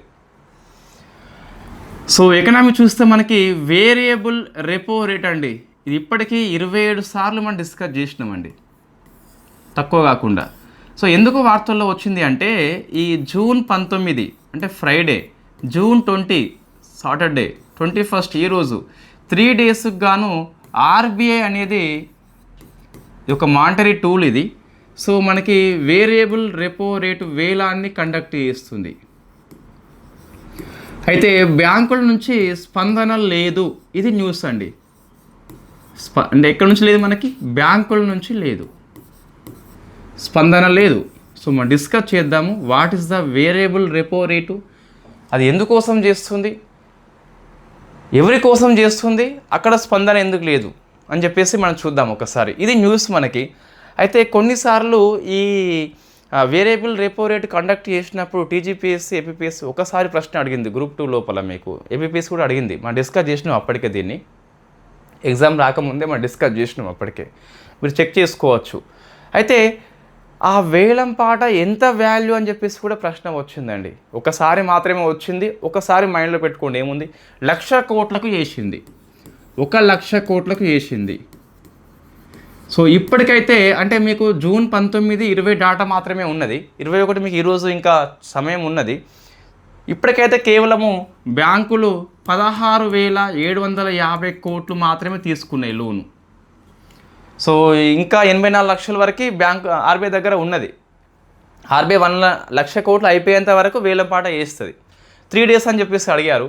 బట్ మోస్ట్లీ ఎక్కువసార్లు ఇష్యూ చూస్తే ఫస్ట్ డేనే అయిపోతుంది. ఫస్ట్ డేనే లేదంటే సెకండ్ డే, థర్డ్ డే దాదాపు ఉండదండి. నిర్ణయం మార్చుకుని ఆర్బీఐ దగ్గరికి మళ్ళీ బ్యాంకులు ఏం రావు, జనరల్గా రావు, చెప్పలేము మనం, ఇంకేమన్నా వాటికి అవసరం ఉంటే. ఇప్పుడు జనరల్లీ ఇది ఒక బ్యాంక్ అనుకోండి. సో వీళ్ళ దగ్గర నగదు లభ్యత, లిక్విడిటీ అని చెప్పేసి, అంటే రుణాలు ఇవ్వాలంటే నగదు ఉండాలి కంపల్సరీ. సో నగదు లభ్యత అనేది తగ్గుతుంది అప్పుడు, తగ్గింది, అప్పుడు వీటికి లోన్ అవసరం కదా. సో మీకు ఆర్బీఐ అని చెప్పేసి పిలుస్తాం. సింపుల్ టర్మ్ అండి. ఎకనామీ టీచ్ చేయాలంటే డిగ్రీలో ఎకనామిక్స్ లేదా పిహెచ్డి లేదా ఎంఎస్సి, ఎంఏ అవసరం లేదు. సబ్జెక్ట్ పట్ల మక్కువ ఉండి నేర్చుకున్నవాడు, అర్థం చేసుకునేలా చెప్పేటట్టు సామర్థ్యం ఉన్నవాడు ఎవరైనా చెప్పొచ్చు. ఇప్పుడు చూడండి, అర్థమవుతుంది మీకు, సింపుల్ అర్థమవుతుంది, ఏం లేదు. సో బ్యాంక్ అనేది ఇన్ఫ్యాక్ట్ ఆర్బీఐని అప్రోచ్ అవుతుంది. సో నాకు లోను కావాలి అని చెప్పేసి, ఎందుకు నా నగదు లభ్యత లేదు, వాళ్ళు బ్యాంక్ అని చెప్పేసి వస్తున్నాడు పౌరుడు అని చెప్పేసి లోన్ అడుగుతుంది. అప్పుడు లోన్ ఉత్తగిత్తరా, ఈ బ్యాంకు వడ్డీ చెల్లించాలి కదా. సో దాన్ని మనము రెపో రేట్ అని చెప్పేసి పిలుస్తాం. రెపో రేట్ ఎంత వడ్డీ చెల్లించాలి, ఆర్బీఐ మానిటరీ పాలసీ లోపల చెప్తుంది, ఆర్బీఐ నిర్ణయిస్తుంది దీన్ని, అంతే కదా మనకు. సో బ్యాంకుల దగ్గర నగదు లేనప్పుడు లోన్ తీసుకుంటుంది, వెరీ కామన్, మనమైనా తీసుకుంటాం కదా.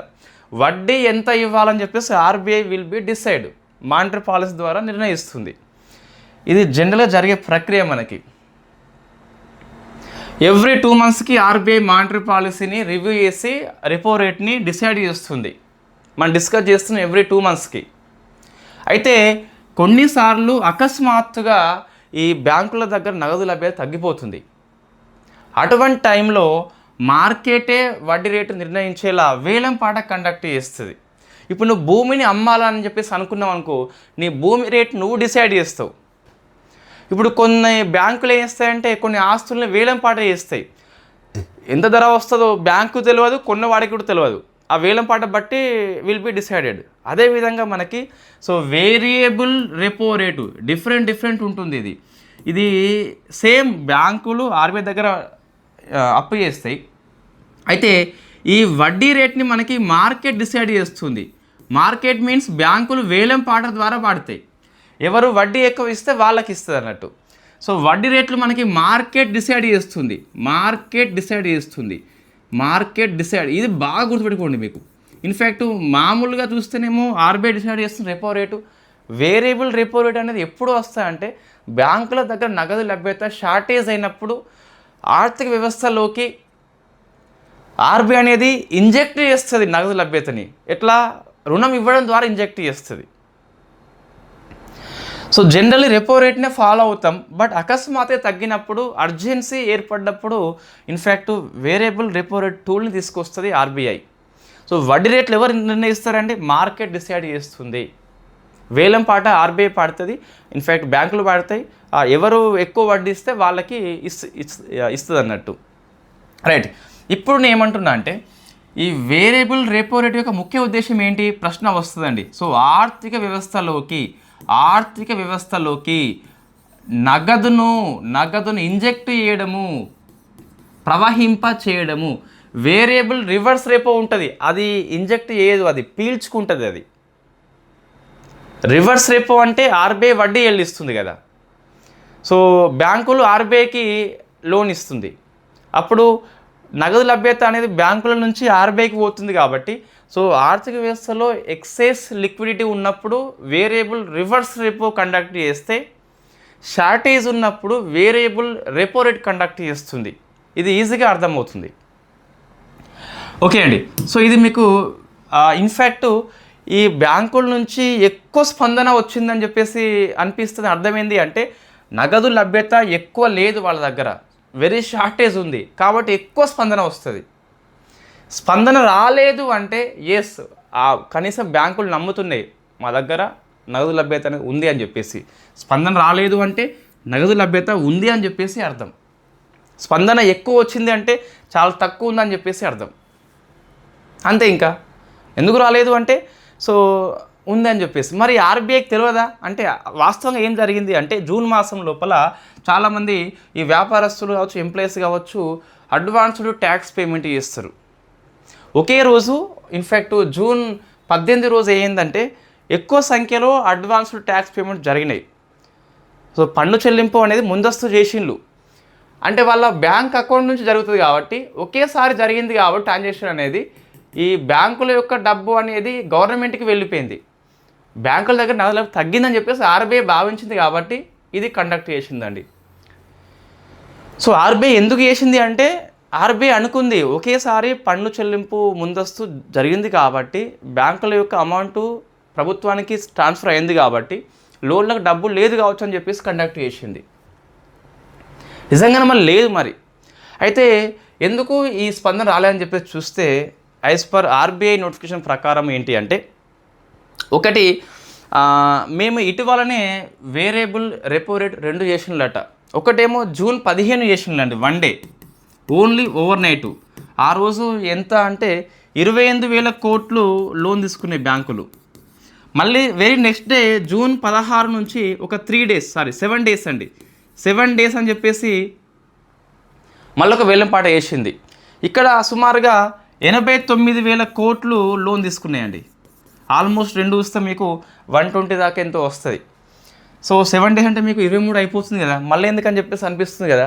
ఇక్కడ ఏమంటున్నా అంటే 7 డేస్ అని చెప్పేసి బ్యాంకు ఆర్బీఐ చెప్తుంది కానీ 1 డేనే దాదాపు అయిపోతుందండి. 1 డేనే మీకు 89,000 కోట్లు అని చెప్పేసి 1,00,000 కోట్లు అని చెప్పేసి అది పెట్టింది, ఇంత తీసుకున్నారు, ఆపేసింది ఇంకా. సో అకస్మాత్తుగా మళ్ళీ 18 రోజున ఎక్కువ బ్యాంకుల నుంచి ప్రభుత్వం సొమ్ము వేయింది కాబట్టి బ్యాంకుల దగ్గర డబ్బు లేదు కాబట్టి మరొకసారి కండక్ట్ చేసింది. సో ఇంతకుముందే బ్యాంకులు లోన్ తీసుకున్నాయి కాబట్టి మళ్ళీ లోన్ తీసుకోవడానికి ఇంట్రెస్ట్ చూపలేదని చెప్పేసి అర్థం.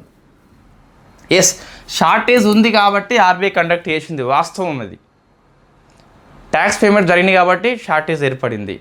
మరి ఎందుకు తీసుకోలేదు అంటే మొన్ననే ఇన్ని కోట్లు వచ్చినాయి కాబట్టి అవసరం లేదని చెప్పేసి బ్యాంకులు అనుకున్నాయి కాబట్టి స్పందన రాలేదు. సో వెరీ ఫస్ట్ టైం అండి ఇంత తక్కువ స్పందన అనేది రెస్పాన్స్ బ్యాంకుల నుంచి. వేలంపాట అనేది వడ్డీ రేట్లకు ఉంటుంది, బ్యాంకులు రుణం తీసుకుంటాయి మళ్ళీ చెల్లిస్తాయి. సో అది అంటే షార్ట్ టర్మ్ లిక్విడిటీ ఈ ఎమర్జెన్సీ ఏర్పడ్డప్పుడు ఈ వేరియబుల్ రెపో రేట్ని ఆర్బీఐ ఫాలో అవుతుంది, అంతే అండి. ఒకసారి మీరు థింక్ చేయండి, ఈ వేరియబుల్ రెపో రేట్ అనేది రివర్స్ రెపో రేట్ కంటే తక్కువ ఉండాలన్నా ఎక్కువ ఉండాలన్నా? ఇప్పుడు వడ్డీ ఎవరు చెల్లిస్తున్నారంటే బ్యాంకు చెల్లిస్తుంది వేరియబుల్ రెపో రేట్లో.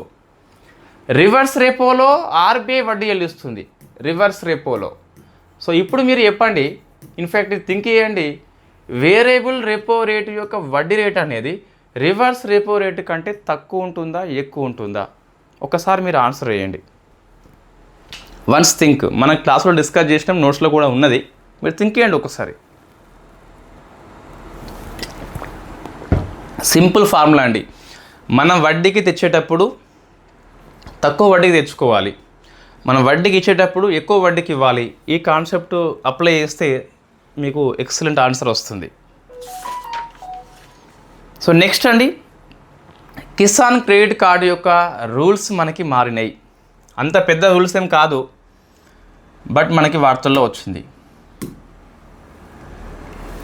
ఒక్క నిమిషం అండి.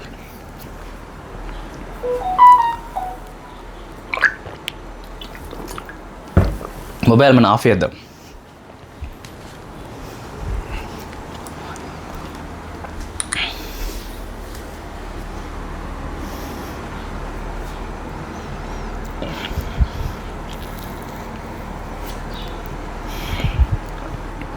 రైట్ అండి. So Kisan credit card economy అయిపోతే మిగతా అంతా హాఫ్ అన్ అవర్లో అయిపోతుంది. సో కిసాన్ క్రెడిట్ కార్డు ఇది మీ సిలబస్లో ఉన్నదండి. సో మన సిలబస్లో మనం డిస్కస్ చేసినాము. వ్యవసాయం పాఠంలో సుమారుగా 120 పేజీ నోట్స్ ఉంది మీ దగ్గర, వ్యవసాయం మీన్నే సుమారుగా. సో కిసాన్ క్రెడిట్ కార్డ్ అని చెప్పేసి మీకు క్రెడిట్ ఇస్తుంది కదా మన పాఠం లోపల. సో అగ్రికల్చర్ ఈ ప్లేలిస్ట్లో సో అగ్రి క్రెడిట్ అని చెప్పేసి ఉంటుంది కదా, సో అక్కడ ఉంటుంది ఇది. సో అందులో ఒక రకమైన క్రెడిట్ రుణము కేసీసీ అని చెప్పేసి పిలుస్తాం. అయితే ఈ పంట కాలం యొక్క నిర్వచనం అనేది బ్యాంకుల నుంచి లేకుండే. సో ఆర్బీఐ తొలిసారిగా ఈ కేసీసీ కోసం అని చెప్పేసి పంటల కాలాన్ని డిఫైన్ చేసింది 2 రకాలుగా. ఒకటేమో స్వల్పకాల పంటలు అని చెప్పేసి, అంటే సో ఈ కాలము అనేది పంట కాలం ఉంది కదా, సో స్వల్పకాల పంట కాలము అని చెప్పేసి విత్తనాలు విత్తే నాటి నుంచి విక్రయించే వరకు, పంట కోత వరకు కాదు, ఆ టైం అనేది 12 months ఉన్నట్లయితే దాన్ని మనము స్వల్పకాల పంట కాలం అని చెప్పేసి పిలుస్తాం. ఇంకోటి లాంగ్ టర్ము, సో దీర్ఘకాల పంట కాలము అని చెప్పేసి ఇది 18 మాసాలు అండి. అయితే ఆర్బీఐ అనేది ఇంతకుముందు డిసైడ్ చేయలేదు దీన్ని మామూలుగా మీకు స్వల్పకాలం దీర్ఘకాలం అని చెప్పేసి మనకు పంట చేతికి సమయం ఉంటుంది కదా, సో దాన్ని కాకుండా విక్రయించే వరకు అని చెప్పేసి ఆర్బీఐ వెరీ ఫస్ట్ టైం ఈ కేసీస్ కోసం అని చెప్పేసి డిఫైన్ చేసింది. సో స్వల్పకాలం అంటే 12 months, దీర్ఘకాలం అంటే 18 అని చెప్పేసి గుర్తుపెట్టుకోండి. దాంతోపాటు జనరల్లీ మీకు ఈ 2 లక్షల వరకు లోన్ తీసుకున్నప్పుడు కేసీసీ ద్వారా మనకి ఎటువంటి పూచీకత్తు అవసరం లేదు. ఇది ఇంతకుముందే ఉన్నది, మనకి పూచీకత్తు అవసరం లేదు, ఇది రూల్ ఉన్నది మనకి. అయితే దీన్ని 3 లక్షలు పెంచాలని చెప్పేసి ఒత్తిళ్ళు వచ్చినాయి, దాన్ని పెంచలేదు, మార్పు లేదండి. ఈ వచ్చిన మార్పు ఏంటి అంటే, నువ్వు ఈ 2 లక్షల వరకు పూచీకత్తు అవసరం లేదు కదా, ఒకవేళ నువ్వు షూరిటీగా గోల్డ్ కానీ సిల్వర్ కానీ పెట్టినప్పటికీ, ఏమంటున్నా మంచి వినండి ఒకసారి, ఇది భలే ఇంట్రెస్టింగ్గా ఉంది, అవసరం లేని మార్పు వాస్తవంగా. జనరల్లీ 3 lakhs వరకు అని చెప్పేసి అడిగారు, ఆర్బీఐ పెంచలేదు, 2 lakhs ఉంచింది. There is no need to collateral, అంటే పూచీకత్తు అవసరం లేదు. అయితే గోల్డ్ కానీ సిల్వర్ కానీ షూరిటీగా పెడితే నిబంధన ఉల్లంఘించినట్టు కాదట.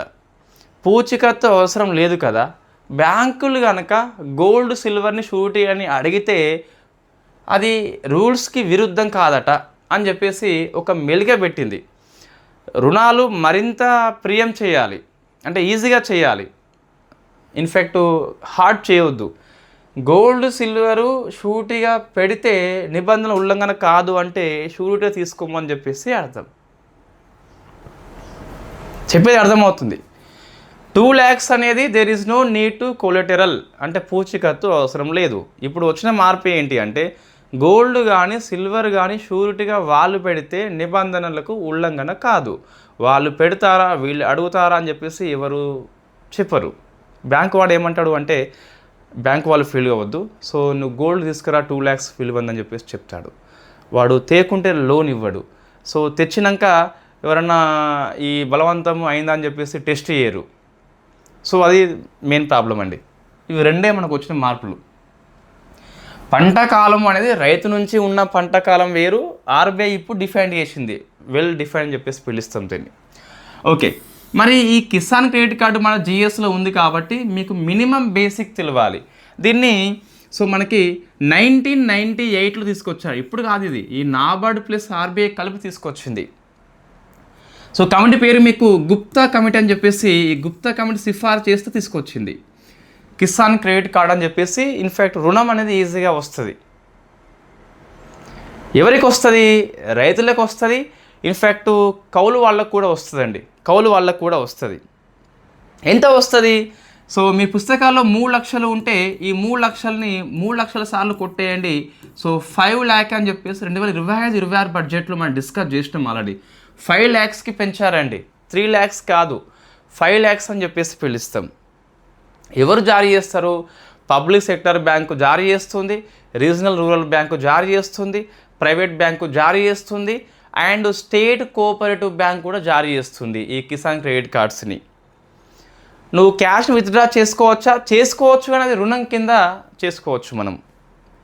నెక్స్ట్, నీ కార్డు ఉన్నదండి, యాక్సిడెంటల్ ఇన్సూరెన్స్ కూడా వర్తిస్తుంది అంటే ఎస్ వర్తిస్తుంది. నువ్వు కనుక మరణిస్తే శాశ్వత వైకల్యం వస్తే 50,000 వస్తాయి, పార్షియల్ వైకల్యం వస్తే 25,000 వస్తాయి. నెక్స్ట్ తర్వాత ఇది 2004లో ఏమైంది అంటే వ్యవసాయంతో పాటు అనుబంధ రంగాల్లో కూడా విస్తరించేళ్ళు. తర్వాత సో మరి ఎవరికి అర్హత ఉంటుంది? రైతులకి ఉంటుంది, కౌలు రైతులకు కూడా ఉంటుంది. మనకి రైతు బంధు లాంటి కౌలు వాళ్ళకి ఇస్తలేము మనము. సరే, కాంగ్రెస్ పార్టీ మేనిఫెస్టోలో చెప్పింది కానీ ఇస్తలేదు. బట్ ఇక్కడ మీకు కౌలు వాళ్ళకి ఈ రుణం అయితే ఇస్తారు. ఇంట్రెస్ట్ అనేది ఎంత ఉంటుంది అంటే 7% ఉంటుంది, కానీ మీకు వడ్డీ రాయితీ ఉంటుందండి. మీరు కనుక సక్రమంగా చెల్లిస్తే మీకు 3% మైనస్ చేస్తాము. సో 4% అప్లికేబుల్ అవుతుంది. నువ్వు సరిగ్గా ఇయర్ ప్రాతిపదికన వడ్డీ కనుక చెల్లిస్తే, అసలు లేకపోయినా వడ్డీ చెల్లిస్తే నీకు సో 3% మీకు ఇంట్రెస్ట్ సబ్వెన్షన్ స్కీమ్ అని చెప్పేసి పిలుస్తాం. ఇంట్రెస్ట్ సబ్సిడీ వేరు, నువ్వు వడ్డీ మొత్తం చెల్లిస్తే నీకు మళ్ళీ తిరిగి రీఫండ్ చేస్తారు. ఇంట్రెస్ట్ ఇదేంటి మీకు రాయితీ పథకం అంటే నువ్వు సక్రమంగా చెల్లిస్తే కనుక 3% రాయితీ ఉంటుంది, మిగతా 4 నువ్వు కట్టాలి. సో 3% ఇంట్రెస్ట్ సబ్వెన్షన్ స్కీమ్ అని చెప్పేసి పిలుస్తాం. బ్యూటిఫుల్ క్వశ్చన్ అండి. ప్రశ్న ఇలా తయారు చేయాలి, అప్పుడు లక్కీ లాటరీ అయిపోదు. అంతేగాని కిసాన్ క్రెడిట్ కార్డులు ఎన్ని జారీ అయినాయి ఇప్పటికీ? Lucky lottery question. Kisan credit card it is A interest subvention scheme. Subvention అంటే ఏంటి తేడా మీకు? ఇంట్రెస్ట్ సబ్సిడీ అంటే నువ్వు మొత్తం చెల్లిస్తావు, తర్వాత గవర్నమెంట్ రీఫండ్ చేస్తుంది. ఇదేమో సక్రమంగా చెల్లిస్తే నీకు రాయితీ ఇస్తుంది. ఎంత ఇస్తుంది? 3% ఇస్తుంది. నువ్వు మిగిలిన అమౌంట్ మాత్రం చెల్లించాలి. నువ్వు చెల్లించినాక రీఫండ్ చేయట్లేదు, ముందే కడిగేస్తుంది. అది కేసీసీ యొక్క ముఖ్యమైన లక్షణం అండి. సో మీకు కమిటీ పేరు, ఆ ఇయరు, ఎంత లిమిటు, ఎవరు అర్హులు, ఎంత వడ్డీ రాయితీ, ఇవన్నీ మీ ఎగ్జామ్ దృష్ట్యా ఫేమస్ క్వశ్చన్సే. నెక్స్ట్ మనకి పిఎం కిసాన్ యొక్క 23వ విడత అండి. ఇది కూడా ఎకనామీలో వచ్చిన ముఖ్యమైన అప్డేట్ మీకు. సో ఇంతకుముందు మహారాష్ట్ర లోపల 19th విడత అనుకుంటా, ఆ ప్రశ్న వచ్చింది ఎగ్జామ్లో, మళ్ళీ వస్తే రావచ్చు కదా. సో పిఎం కిసాన్ 23వ విడత. అందుకే వీడియో లెంత్ ఉంటుంది, మీకు బోరింగ్ అనిపిస్తే దయచేసి స్కిప్ చేయండి. సో ఇది కంటెంట్ అనేది అవసరం మనకి, ఇదేమి రష్మిక సాంగ్ కాదు మనకి. సో ఇన్ఫ్యాక్ట్ సబ్జెక్ట్ అనేది అవసరం ఉంటుంది. మళ్ళీ కరెంట్ అఫైర్స్ అంటేనే ఎక్కువ అంశాలు ఉంటాయి, మళ్ళీ 5 డేస్ కరెంట్ అఫైర్స్ కాబట్టి. సో 9.44 కోట్ల మంది ఇది అవసరం అండి మీకు. 19th విడత మహారాష్ట్ర అని చెప్పేసి ఎన్ని కోట్లు అని చెప్పేసి వచ్చింది కదా. సో మనిషికి 2000 అండి, ఇంటూ 2 కొట్టేస్తే మీకు 1880 కోట్లు అని చెప్పేసి వస్తుంది, అంతే కదా. సో 1880 కోట్లు అని చెప్పేసి 800 కోట్లు. సో 2000 కాబట్టి రైట్, ఇంత అమౌంట్ మనకి 2000 కాబట్టి ఇంటూ. ఓకే అండి. సో ఇది ఎక్కడ అని చెప్పేసి ప్రశ్న వస్తే వెస్ట్ బెంగాల్ అండి. సో వెస్ట్ బెంగాల్ లోపల ఏ ఊరండి? తారకేశ్వర్. ఓంకారేశ్వర్ వేరు మళ్ళీ, అదేమో మీకు in fact sickle cell disease celebration జరిగింది అక్కడ. సో తారకేశ్వర్ ఇక్కడ రిలీజ్ చేసిండు పిఎం మోడీ. మీకు ఇన్ఫ్యాక్ట్ రైతు భరోసా అని చెప్పేసి, తర్వాత ఈ ఏపీలో అన్నదాత సుఖీభవ అని చెప్పేసి ఈ 6,000కు 14,000 కల్పిస్తున్నారు వాళ్ళైతే. మనం ఏపీ కరెంట్ అఫైర్స్ జూన్ మాసం మొత్తం కలిపి డిస్కస్ చేస్తాం కదా, అక్కడ దాన్ని డిస్కస్ చేద్దాం. రైట్, తారకేశ్వర్ లోపల మనకి లాంచ్ చేసిండండి. సో పిఎం కిసాన్ అనేది ఇన్ఫ్యాక్ట్ వెరీ ఫేమస్ స్కీమ్ అది. ఇది మన సిలబస్లో ఎక్కడ ఉంది అంటే ఇన్ఫ్యాక్ట్ అగ్రికల్చర్ అని చెప్పేసి ఎకనామీ లోపల ఈ పెద్ద పాఠం అండి మనకి ఇది. నెక్స్ట్ అగ్రి ఇన్పుట్స్ అని చెప్పేసి ఉంటుంది. దాంట్లో ఆ ఇన్పుట్స్ లోపల సీడ్స్ ఫెర్టిలైజర్స్తో పాటు మనీ కూడా ఉంటుంది కదా. సో ఆ మనీ అగ్రి ఇన్పుట్ లోపల వచ్చినటువంటి టాపిక్ ఇది. దీన్ని 2019 ఫిబ్రవరి లోపల, సో ఇది కన్ఫ్యూజ్ చాలామంది అవుతారండి, 24 I think if I'm not wrong, Gorakhpur లోపల పిఎం మోడీ స్టార్ట్ చేసిండు. కానీ లబ్ధి అనేది అంత ముందే స్టార్ట్ అవుతుంది, డిసెంబర్ 2018 నుంచి స్టార్ట్ అవుతుంది. అంటే అంతలోగా నమోదు చేసుకున్న వాళ్ళకి అప్లికేబుల్ చేసిండు. స్కీమ్ స్టార్ట్ అయింది మాత్రం ఈరోజు, అప్లికేబుల్ మాత్రం 2018 నుంచి స్టార్ట్ అయింది. ఎంత ఇస్తారండి?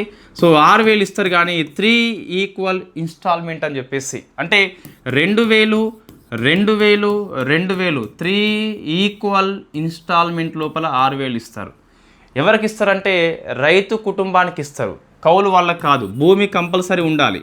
సో రైతు కుటుంబం అని చెప్పేసి, కుటుంబం అంటే ఒక భర్త ఒక భార్య వాళ్ళ మైనర్ చిల్డ్రన్స్ ఎవరు ఉంటే వాళ్ళని ఫ్యామిలీగా ట్రీట్ చేసి వాళ్ళకి ఇస్తారు. మరి రైతు కుటుంబం యొక్క పరిధి ఎంత ఉండాలంటే అంతకుముందు 2 హెక్టార్స్ అని చెప్పేసి 5 ఎకరా అని చెప్పేసి నిబంధన ఉండేది. బట్ 2019 జూన్ 1 నుంచి 2019 జూన్ 1 నుంచి, ఇది గుర్తుపెట్టుకోండి, వేరే పుస్తకాల్లో వేరే ఉంటుందని చింపేయండి పుస్తకాన్ని, ఏం కాదు. సో అంత లిమిట్ లేదు, ఏం లేదు, ఎంత భూమి ఉన్నా ఇస్తున్నాడు. బట్ సమ్ ఎగ్జామ్షన్స్ ఉన్నాయి, మనం డిస్కస్ చేద్దాం అవి ఏంటని చెప్పేసి. భూమి పరంగా మీకు లిమిట్ ఉందా అంటే లేదని చెప్పాలి. గుంట భూమి ఉన్నా 10 గుంటల భూమి ఉన్నా 10 ఎకరాలు ఉన్నా మీకు సేమ్ వస్తుంది. ఇది ఫ్యామిలీ యూనిటీగా వస్తుంది, ఎకనామీ యూనిటీగా రాదు. రైతు బంధు అనేది, రైతు భరోసా అనేది వేరు. ఇది ఫిక్స్డ్ అమౌంట్ వస్తుంది, 3 సార్లు వస్తుంది, మనకి 6,000 వస్తుంది. గుంట భూమి ఉన్న 6,000 వస్తుంది. సో కంపల్సరీ భూమి ఉండాల్సిందే మనకి. సో మరి ఈ బెనిఫిషియరీని ఎవరు గుర్తిస్తారు? పిఎం కిసాన్ అనేది సెంట్రల్ సెక్టార్ స్కీమ్ అండి.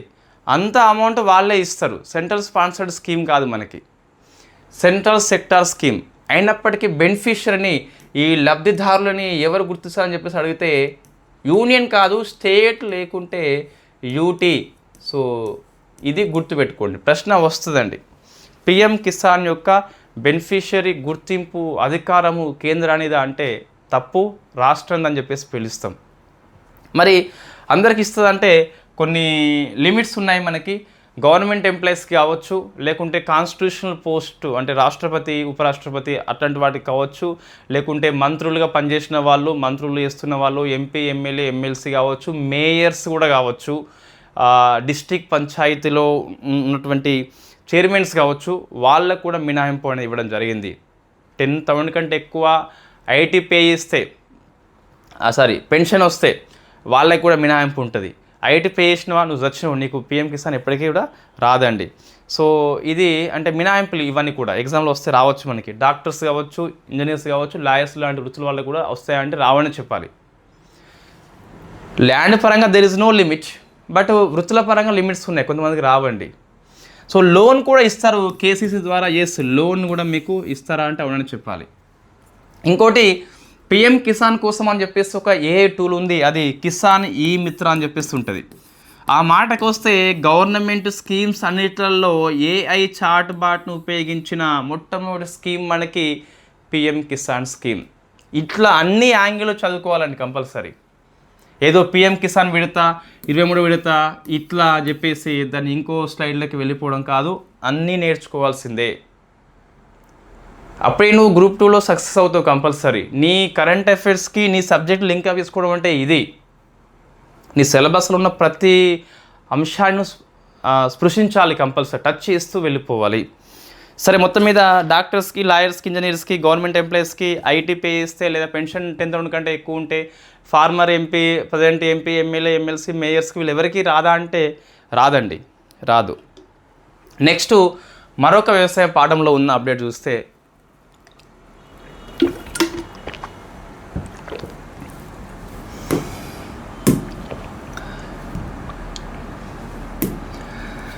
రైట్, ప్రధానమంత్రి ఫసల్ బీమా యోజన. వాస్తవంగా రెగ్యులర్ ఎకనామిక్ కోర్సులో మరింత స్లోగా మనం డిస్కస్ చేస్తాం. ఆల్రెడీ నెంబర్ ఆఫ్ పర్సన్స్ మీరు కోర్సు తీసుకొని ఉన్నారు కాబట్టి, సో అందులో మీరు అధ్యయనం చేస్తున్నారని చెప్పేసి భావిస్తున్నారు కాబట్టి కొంచెం వేగవంతంగా మనం వెళ్తున్నాం. ఓకే రైట్, ఇది కూడా మన పాఠంలో ఉంటుందండి. So there is a agriculture lesson, yes ఉందా, సిలబస్లో ఉన్నది.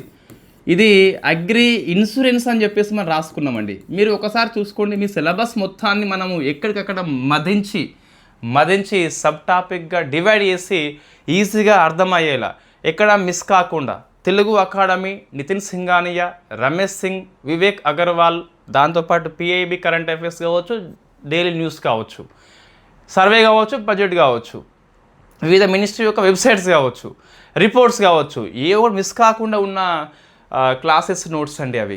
ఒకసారి గ్రూప్ 2 ఎగ్జామ్ అయిపోతే మనం నెక్స్ట్ డే సో క్లాసెస్ యొక్క క్లిప్స్ మనం పోస్ట్ చేద్దాం. అంటే మనం క్లాస్ చెప్పినాం కదా కోర్సులో, ఆ క్లాసెస్ యొక్క వీడియో నోట్స్ కాదండి, వీడియో మనం పోస్ట్ చేద్దాం. ఏం లేదు, 80% మనం స్కోర్ చేయగలిగితే సరిపోతుంది, అది పెద్ద అచీవ్మెంట్ మనకి. ఓకే రైట్, ఇప్పుడు ఇది ఎందుకు వచ్చిందంటే నేను చెప్పిన ఆల్రెడీ మీకు, ప్రధానమంత్రి ఆయుష్మాన్ భారత్ స్కీమ్లో పశ్చిమ బెంగాల్ చేరింది. అదేవిధంగా ఫసల్ బీమాలో కూడా వెస్ట్ బెంగాల్ చేరింది మనకి. ఇంతకుముందు లేదు అండి, ఇంతకుముందు బెంగాల్, ఒకసారి మీరు నోట్స్ తీయండి మనది, మీకు బెంగాల్, జార్ఖండ్ మాత్రం లేవని చెప్పేసి ఉంటుంది కదా. ఇప్పుడు బెంగాల్ అనేది చేరింది, సో జార్ఖండ్ మాత్రమే, ఓన్లీ స్టేట్ నాట్ ఇంప్లిమెంటెడ్ ప్రధానమంత్రి ఫసల్ బీమా యోజన. ఇంగ్లీష్ అటు ఇటు అయినా కంటెంట్ అయితే ఒకటే. ఓకే, సో ఇప్పుడు ఇది ఒకటే మాత్రం లేదండి, మిగతా మొత్తం చేరిపోయినాయి. ఇంకా ఇది వస్తే ఇటీవల ఏ రాష్ట్రం కొత్తగా చేరింది, అది very famous scheme, very famous question. ఒక స్కీమ్లో ఒక రాష్ట్రం కొత్తగా వస్తే అది ప్రశ్న రూపంలో ఎగ్జామ్ హాల్లో మీకు కనిపిస్తుంది. రైట్, సో ఇంతే అండి. ఇంకా ఈరోజు మనకి పిఎం మోడీ స్టార్ట్ చేస్తున్నాడు బెంగాల్లో. అయితే వాట్ ఈస్ ద ప్రధానమంత్రి ఫసల్ బీమా యోజన మనం డిస్కస్ చేసినాం. ఇన్ఫ్యాక్ట్ ఏ పంటలకు వర్తిస్తుంది అని చెప్పేసి, సబ్సిడీ అంటే ఎంత ఇన్సూరెన్స్ ప్రీమియం చెల్లించాలని చెప్పేసి, ఏ పంటలకు వర్తిస్తుంది, ఆ పంటకి ఎప్పటి నుంచి ఎంత కాలానికి వర్తింపజేస్తామని చెప్పేసి అంతా మనం డిస్కస్ చేయాలి కంపల్సరీ. సో ఇది 2016లో వచ్చిన స్కీమ్ అండి. ఎవరు ఇన్సూరెన్స్ కంపెనీ చెల్లిస్తుంది. ఏ ఇన్సూరెన్స్ కంపెనీ, పబ్లికా, ఎస్, ప్రైవేటా, yes, general insurance company, yes, ఎవరైనా ఇన్సూరెన్స్ చెల్లిస్తారు. ఏ పంటలకి వర్తిస్తుంది, ఏ పంటలకి అంటే ఎస్, ఇన్ఫ్యాక్ట్ ఖరీఫ్ పంటలకి ఎస్, రబీ పంటలకి ఎస్, వాణిజ్య పంటలకి ఎస్, ఉద్యానవన పంటలకి హార్టికల్చర్ పండ్ల లాంటివి ఎస్. మరి ప్రీమియం మొత్తం రైతేనా? కాదు. మరి ఎంత చెల్లించాలి మనకి అంటే, ఖరీఫ్ పంటలకి రైతు ఒక 100 రూపాయలు అనుకుంటే ప్రీమియం అనేది 2% రైతు చెల్లించాలి. రబీ పంటలకి 100 రూపాయలు అనుకుంటే 1.5 రూపీస్ చెల్లించాలి. వాణిజ్య, కమర్షియల్ అండ్ హార్టికల్చర్ దానికి 5% చెల్లించాలి. 100 రూపాయల్లో 5 రూపీస్ రైతు ఇవ్వాలి. మిగతా అమౌంట్ అనేది ఎట్లా అంటే, సో స్టేట్ అండ్ సెంట్రల్ లేదా యూనియన్ అనేది 50% చెల్లించాలి. వాళ్ళు 50, వీళ్ళు 50. నార్త్ ఈస్ట్ ప్రాంతాలు అయితే 90% యూనియన్, 10% ఏమో స్టేట్ చెల్లించాలి. సో ఇది ప్రశ్న వచ్చింది. అంటే అన్ని పంటలకు ఏకరీతి ప్రీమియం ఉందని చెప్పేసి స్టేట్మెంట్లో వస్తుంది. నువ్వు గణాంకాలు చదివినా ఓకే, దాన్ని అప్లికేషన్ పెట్టుకోవాలి. ఏమంటున్నా అంటే వాట్ ఈస్ ద క్వశ్చన్ అంటే, ప్రధానమంత్రి ఫసల్ బీమా యోజనలో అన్ని పంటలకి, అన్ని రకాల పంటలకి ఏకరీతి ప్రీమియం ఉంది, యూనిఫామ్ ప్రీమియం ఉంది. That is the false statement. ప్రశ్న వస్తుందండి అట్లా. సో నీకు తెలుసు కదా, అది అప్లికేబుల్ చేసుకోవాలి. రైట్. నెక్స్ట్ తర్వాత మరి నష్టపరిహారము ఎంత ఇస్తా అని చెప్పేసి, అంటే ఎప్పుడు ఇస్తా నష్టపరిహారము అంటే, సో విత్తనాలను విత్తే కంటే ముందే దాని నుంచి మొత్తం మార్కెట్లోకి వెళ్ళేంత వరకు, అంటే బిఫోర్, డ్యూరింగ్, ఆఫ్టర్ హార్వెస్ట్ కూడా నష్టపరిహారం అనేది అప్లికేబుల్ అవుతుంది. ఎంత ఇస్తుంది అంటే, అధిక నష్టభయం ఉన్న కొన్ని పంటలు ఉంటాయి, దానికి 70% ఇస్తుంది నష్టపరిహారం. మధ్యస్థ నష్టభయం ఉంటుంది కొన్ని పంటలకి, వాటికి 80 ఇస్తుంది. తక్కువ నష్టభయం ఉంటే 90% ఇస్తుంది. మీరు ఇన్సూరెన్స్ ఏదైనా సరే నువ్వు హెల్తీగా ఉన్నప్పుడు తీసుకోవాలి, అప్పుడే నీకు లాభం వస్తుంది. ఇవి కూడా అంతే, నష్టభయం ఎక్కువ ఉంటే తక్కువనే ఇస్తుంది, నష్టభయం తక్కువ ఉంటే ఎక్కువ ఇస్తుంది. అంటే ఇన్సూరెన్స్ కంపెనీ యొక్క ముఖ్య ఉద్దేశం ఏంటంటే, అంటే వాళ్ళు క్లెయిమ్ చేసుకోవద్దు, వాళ్ళు ప్రీమియం మాత్రం ఇచ్చేయాలి. ఆ సూత్రం ఆధారంగా అవి పనిచేస్తాయి. ఓకే అండి. సో ఒకవేళ రైతు అనేది నష్టభయం క్లెయిమ్ చేసుకున్నాడు కదా, 10 డేస్లోగా వాళ్ళు కనుక ఇవ్వకుంటే 12% వార్షిక ఇంట్రెస్ట్తో తిరిగి ఆ అమౌంట్ కూడా ఇచ్చేయాలి. అంటే ఒక 10 లక్షలు క్లెయిమ్ చేసుకున్నాడు అనుకోండి రైతు, 10 డేస్ అయిపోయింది అనుకోండి, చెల్లించకుంటే 10 lakhs మీద 12% వార్షిక ఇంట్రెస్ట్ అని చెప్పేసి జమ చేస్తాం కంపల్సరీ. నష్టభయం మరి ఎప్పుడు అప్లికేబుల్ అవుతుంది అంటే, మనకి సహజ విపత్తులు కావచ్చు, లేదా చీడల బెడద కావచ్చు, అవి వచ్చినప్పుడు అప్లికేబుల్ అవుతుంది. యుద్ధం కారణంగా పంట నష్టపోతే, అణు ప్రమాదం వచ్చినప్పుడు నష్టపోతే అప్లికేబుల్ అవుతుందా అంటే లేదని చెప్పాలి. రైట్. ఈ పథకంలో అన్ని రాష్ట్రాలు చేరడం కంపల్సరీ అంటే కాదు, it is voluntary scheme. It is voluntary కాబట్టి జార్ఖండ్ చేరలేదు, నిర్బంధం కాదు. ఇంకోటి, ఇంతకుముందు 2020 కంటే ముందు, ఖరీఫ్ కంటే ముందు నీకు వ్యవసాయంలో లోన్ ఉన్నట్లయితే బీమా తీసుకోవాల్సిందే, అది మ్యాండేటరీ అని చెప్పేసి ఉండేది. బట్ ఇప్పుడు నీకు ఇది కూడా వాలంటరీ అండి. నువ్వు రుణం తీసుకున్నప్పటికీ బీమా లోపల చేయాల్సిన అవసరం లేదు. 2020 ఖరీఫ్ నుంచి, అది 20 ఖరీఫ్ నుంచి అని చెప్పేసి గుర్తుపెట్టుకోండి. ఇంతకుముందు ఉండేది, ఇప్పుడు వాలంటరీ అని చెప్పేసి పిలుస్తాం. చాలా పుస్తకాల్లో మీకు ఇప్పటికి కూడా అది ఉంటుంది. లోన్ తీసుకున్న వాళ్ళు, మన తెలుగు పుస్తకాల్లో కూడా ఉన్నది. లోన్ తీసుకుంటే ఇది స్వచ్ఛందం కాదు, నిర్బంధం అని చెప్పేసి, ఇది తప్పు అండి. ఇట్ ఈస్ ఇప్పటికి కూడా ఇది స్వచ్ఛందమే, వాలంటరీ. లోన్ తీసుకున్నప్పటికీ బీమాలో చేయాల్సిన అవసరం లేదండి. బీమా ఉంటే ధీమాగా ఉండొచ్చు అని చెప్పేసి చెప్పవచ్చు మనం. ఇంకొక 2 అప్డేట్స్ ఉన్నాయి, దీంతో మన ఎకనామీ అప్డేట్స్ అయిపోతాయి. సో నెక్స్ట్ చూస్తే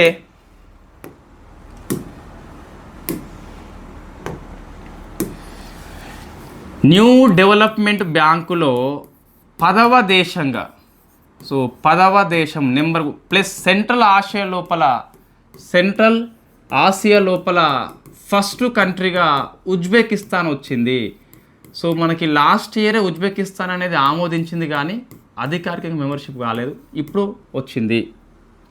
సో 10th కంట్రీ అండి. సో న్యూ డెవలప్మెంట్ బ్యాంక్ అనేది ఏంటి వాస్తవంగా అంటే, ఇది బ్రిక్స్ దేశాల ఉమ్మడి బ్యాంక్ అని చెప్పేసి పిలుస్తాం. బ్రిక్స్ యొక్క ఉమ్మడి బ్యాంక్ అండి. దీన్ని మనకు వాస్తవంగా 2014 బ్రెజిల్లో ఉన్న ఫోర్టలేజా డిక్లరేషన్ ద్వారా దీన్ని మనం సంతకాలు చేసుకున్నాం. 2015 నుంచి ఇది అమల్లోకి వచ్చింది. దీని హెడ్ క్వార్టర్ వచ్చేసి మనకి చైనాలో ఉన్న షాంఘై అని చెప్పేసి పిలుస్తాం. దీని ప్రెసిడెంట్గా మనకి బ్రెజిల్ యొక్క మహిళ దిల్మా రౌసేఫ్ అని చెప్పేసి పనిచేస్తుంది. ఇది గ్రూప్ 1 ప్రిలిమ్స్ క్వశ్చన్ అండి. మనకి అప్పుడే మహిళ వచ్చింది కాబట్టి ప్రశ్న వచ్చింది మనకి. అయితే ఎన్ని కంట్రీస్ మనకి, so Brazil, Russia, India, China, south Africa, ఈ 5 కంట్రీస్ ఉంటాయి బ్రిక్స్ కాబట్టి. దాంతోపాటు మనకి యుఏఈ ఉంది, సో ఈజిప్ట్ కూడా ఉంది, ఉండేది. నెక్స్ట్ బంగ్లాదేశ్ కూడా ఉంది. ఇది వెరీ వెరీ ఇంపార్టెంట్ క్వశ్చన్ మనకి. Why? Because Bangladesh not member of the BRICS. BRICS సభ్యత్వం లేకుండా ఎన్డీఏబుల్ సభ్యత్వం ఉంటుందా అంటే ఎస్ ఉంటుందని చెప్పాలి. 5 + 3 8 అల్జీరియా అని చెప్పేసి ఉన్నది. ఇవి ఎందుకు గుర్తుండాలి మనకి? ఎస్ మనకి ఇంత ప్రశ్న వచ్చింది కాబట్టి ఈ అల్జీరియా ఇంతకుముందే మొన్న చేయండి కాబట్టి 25 ఇయర్లో. నెక్స్ట్ వచ్చేసి ఉజ్బెకిస్తాన్, దాంతోపాటు కొలంబియా కూడా 11వది కాబోతుంది. ఎందుకు కాబోతుంది అంటే ఉజ్బెకిస్తాన్ కొలంబియా రెండు కూడా ఒకేసారి ఆమోదించినాయి కానీ అధికారికంగా చేరలేదు మనకి. సో ఉజ్బెకిస్తాన్ అని చెప్పేసి 10వది అని గుర్తుపెట్టుకోండి, కొలంబియా వచ్చేసి 11వది అయిపోతుంది. సో ఇదే అండి మీకు బ్రిక్స్ గురించి. సో ప్రశ్న ఎట్లా వస్తుంది కొన్నిసార్లు వస్తే, న్యూ డెవలప్మెంట్ బ్యాంకులో సభ్యత్వం ఉండాలంటే బ్రిక్స్ సభ్యత్వం తప్పనిసరి అని చెప్పేసి వస్తుంది. తప్పు అండి అది. ఏంట్రా ప్రూఫ్ అంటే దేర్ ఈజ్ ఏ బంగ్లాదేశ్. ఇది మనకు మెంబర్షిప్ లేదు బ్రిక్స్ లోపల, అయినప్పటికీ ఎన్డీబీ వచ్చింది. ఎన్డీబీలో రావాలి అంటే యుఎన్ఓ మెంబర్షిప్ ఉండాలి, ఒకటి మనము గుర్తుపెట్టుకోవాలి. రైట్, నెక్స్ట్ చిన్న అప్డేట్ మనకి, ఇది బ్లాక్ చైన్ టెక్నాలజీ మనం డిస్కస్ చేసినామండి. It is a ledger book అని చెప్పేసి పిలుస్తాం, మనము లావాదేవీలు రాస్తాం కదా, అటువంటిది బ్లాక్ చైన్ టెక్నాలజీ అని చెప్పేసి. ఇది అందరికీ అందుబాటులో ఉండేలా ఓపెన్ సోర్స్ ప్లాట్ఫామ్ అని చెప్పేసి ఎవరైనా ఉపయోగించుకోవచ్చు. వికీపీడియా ఉంది కదా, ఎవరైనా ఉపయోగించుకోవచ్చు. It is the open source platform. Block chain టెక్నాలజీలో కూడా ఓపెన్ సోర్స్ ప్లాట్ఫామ్ అవసరం అని చెప్పేసి ఇంతకుముందు national payments corporation of India అనేది ఫాల్కన్ అనే సిస్టమ్ తీసుకొచ్చింది కదా, అటువంటి సిస్టమ్ కొత్తది డ్రూనిక్స్ అని చెప్పేసి ఇప్పుడు తీసుకొచ్చింది. డ్రూనిక్స్ ఏంటి అంటే సింపుల్గా చెప్పాలి అంటే it is A open source platform. ఇందులో బ్లాక్ చైన్ టెక్నాలజీ లోపల ఒక లెడ్జర్ బుక్ అని చెప్పేసి మన లావాదేవీలు అన్నీ రాసుకుంటాం కదా, లెడ్జర్ బుక్ అని చెప్పేసి, అటువంటిదే బ్లాక్ చైన్ టెక్నాలజీ మనకి. So it is the second. First ఏమో ఫాల్కన్ అండి, ఈ రెండింటిని కూడా ఎన్పిసిఏ తీసుకొచ్చింది. సో బ్లాక్ చైన్ టెక్నాలజీ అందరికీ అందుబాటులో ఉండేలా ఓపెన్ సోర్స్ ప్లాట్ఫామ్ పేరే డ్రూనిక్స్. ఇది రెండవ open source platform for black chain technology. ఇంతకుముందు ఫాల్కన్ అని చెప్పేసి మరొకటి ఉంది. ఓకే, ఇవి ఎకనామీ అప్డేట్స్ మనకి. ఇది అంతా అవసరమేం లేదు, బట్ ఒకసారి డ్రూనిక్స్ అంటే ఏంటి అంటే it is a open source platform for black chain technology. It is initiated by NPC అని చెప్పేసి గుర్తుపెట్టుకోవాలి. సో నెక్స్ట్ మనము ఇంకా మిగిలినంత తొందర అయిపోతుందండి. ఎకనామీ అప్డేట్స్ ఇంకో 2 ఉన్నాయి.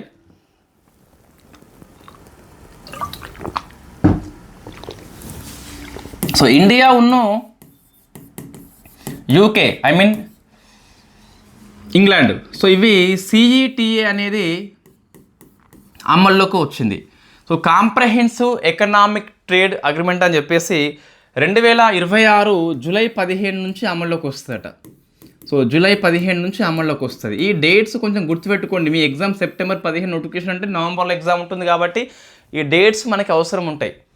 సో ఇండియా యూకే మధ్య కాంప్రహెన్సివ్ ఎకనామిక్ ట్రేడ్ అగ్రిమెంట్, సమగ్రమైన ఆర్థిక వాణిజ్య ఒప్పందం అని చెప్పేసి పిలుస్తాం. దీని ప్రకారం ఏంటి అంటే మనం ఒక వస్తువుని ఎక్స్పోర్ట్ చేసినప్పుడు వాళ్ళు డ్యూటీ విధిస్తారు, ఇప్పుడు విధించరు. 99% వస్తువుల మీద there is no any duty. ఇంకో అంశం ఏంటి అంటే 2030 నాటికి ఇప్పుడున్న వాణిజ్యాన్ని రెట్టింపు చేయాలి, ఐ మీన్ $120 బిలియన్ చేయాలి. ఈ 2 అంశాలు మైండ్లో పెట్టుకోండి. మన ఇండియా 99% వస్తువులు ఎక్స్పోర్ట్ చేసినప్పటికీ UK there is no any impose duty. దాంతోపాటు ఇప్పుడున్న బయలాటరల్ ట్రేడ్ ఎంత ఉంది, 60 ఎంతో ఉంది మొత్తం మీద. దాన్ని రెట్టింపు చేయాలని చెప్పేసి లక్ష్యం పెట్టుకున్నాం. ఎప్పటి నాటికి 2030 నాటికి అని చెప్పేసి ఒకటి. నెక్స్ట్ సో జిఐ ట్యాగ్స్ అని చెప్పేసి కొత్తగా వచ్చినాయి మనకి. జిఐ ట్యాగ్స్ అంటే జియోగ్రాఫికల్ ఇండికేషన్ అని చెప్పేసి ఒక వస్తువుకి ప్రత్యేకమైన గుర్తింపులు ఇస్తాం మనం. ఈ 1999 చట్టం అని చెప్పేసి ఉంటుంది కదా, ఇది మన వాస్తవంగా WTO పాఠం లోపల మనం డిస్కస్ చేసినామండి. దెర్ ఈజ్ ఏ అగ్రిమెంట్, దాని పేరు ట్రిప్స్ అని చెప్పేసి పిలుస్తాం. ఈ ట్రిప్స్ ఒప్పందానికి అనుగుణంగా ఇండియాలో జిఐ యాక్ట్ వచ్చింది. దీని హెడ్ క్వార్టర్ చెన్నైలో ఉంటుంది.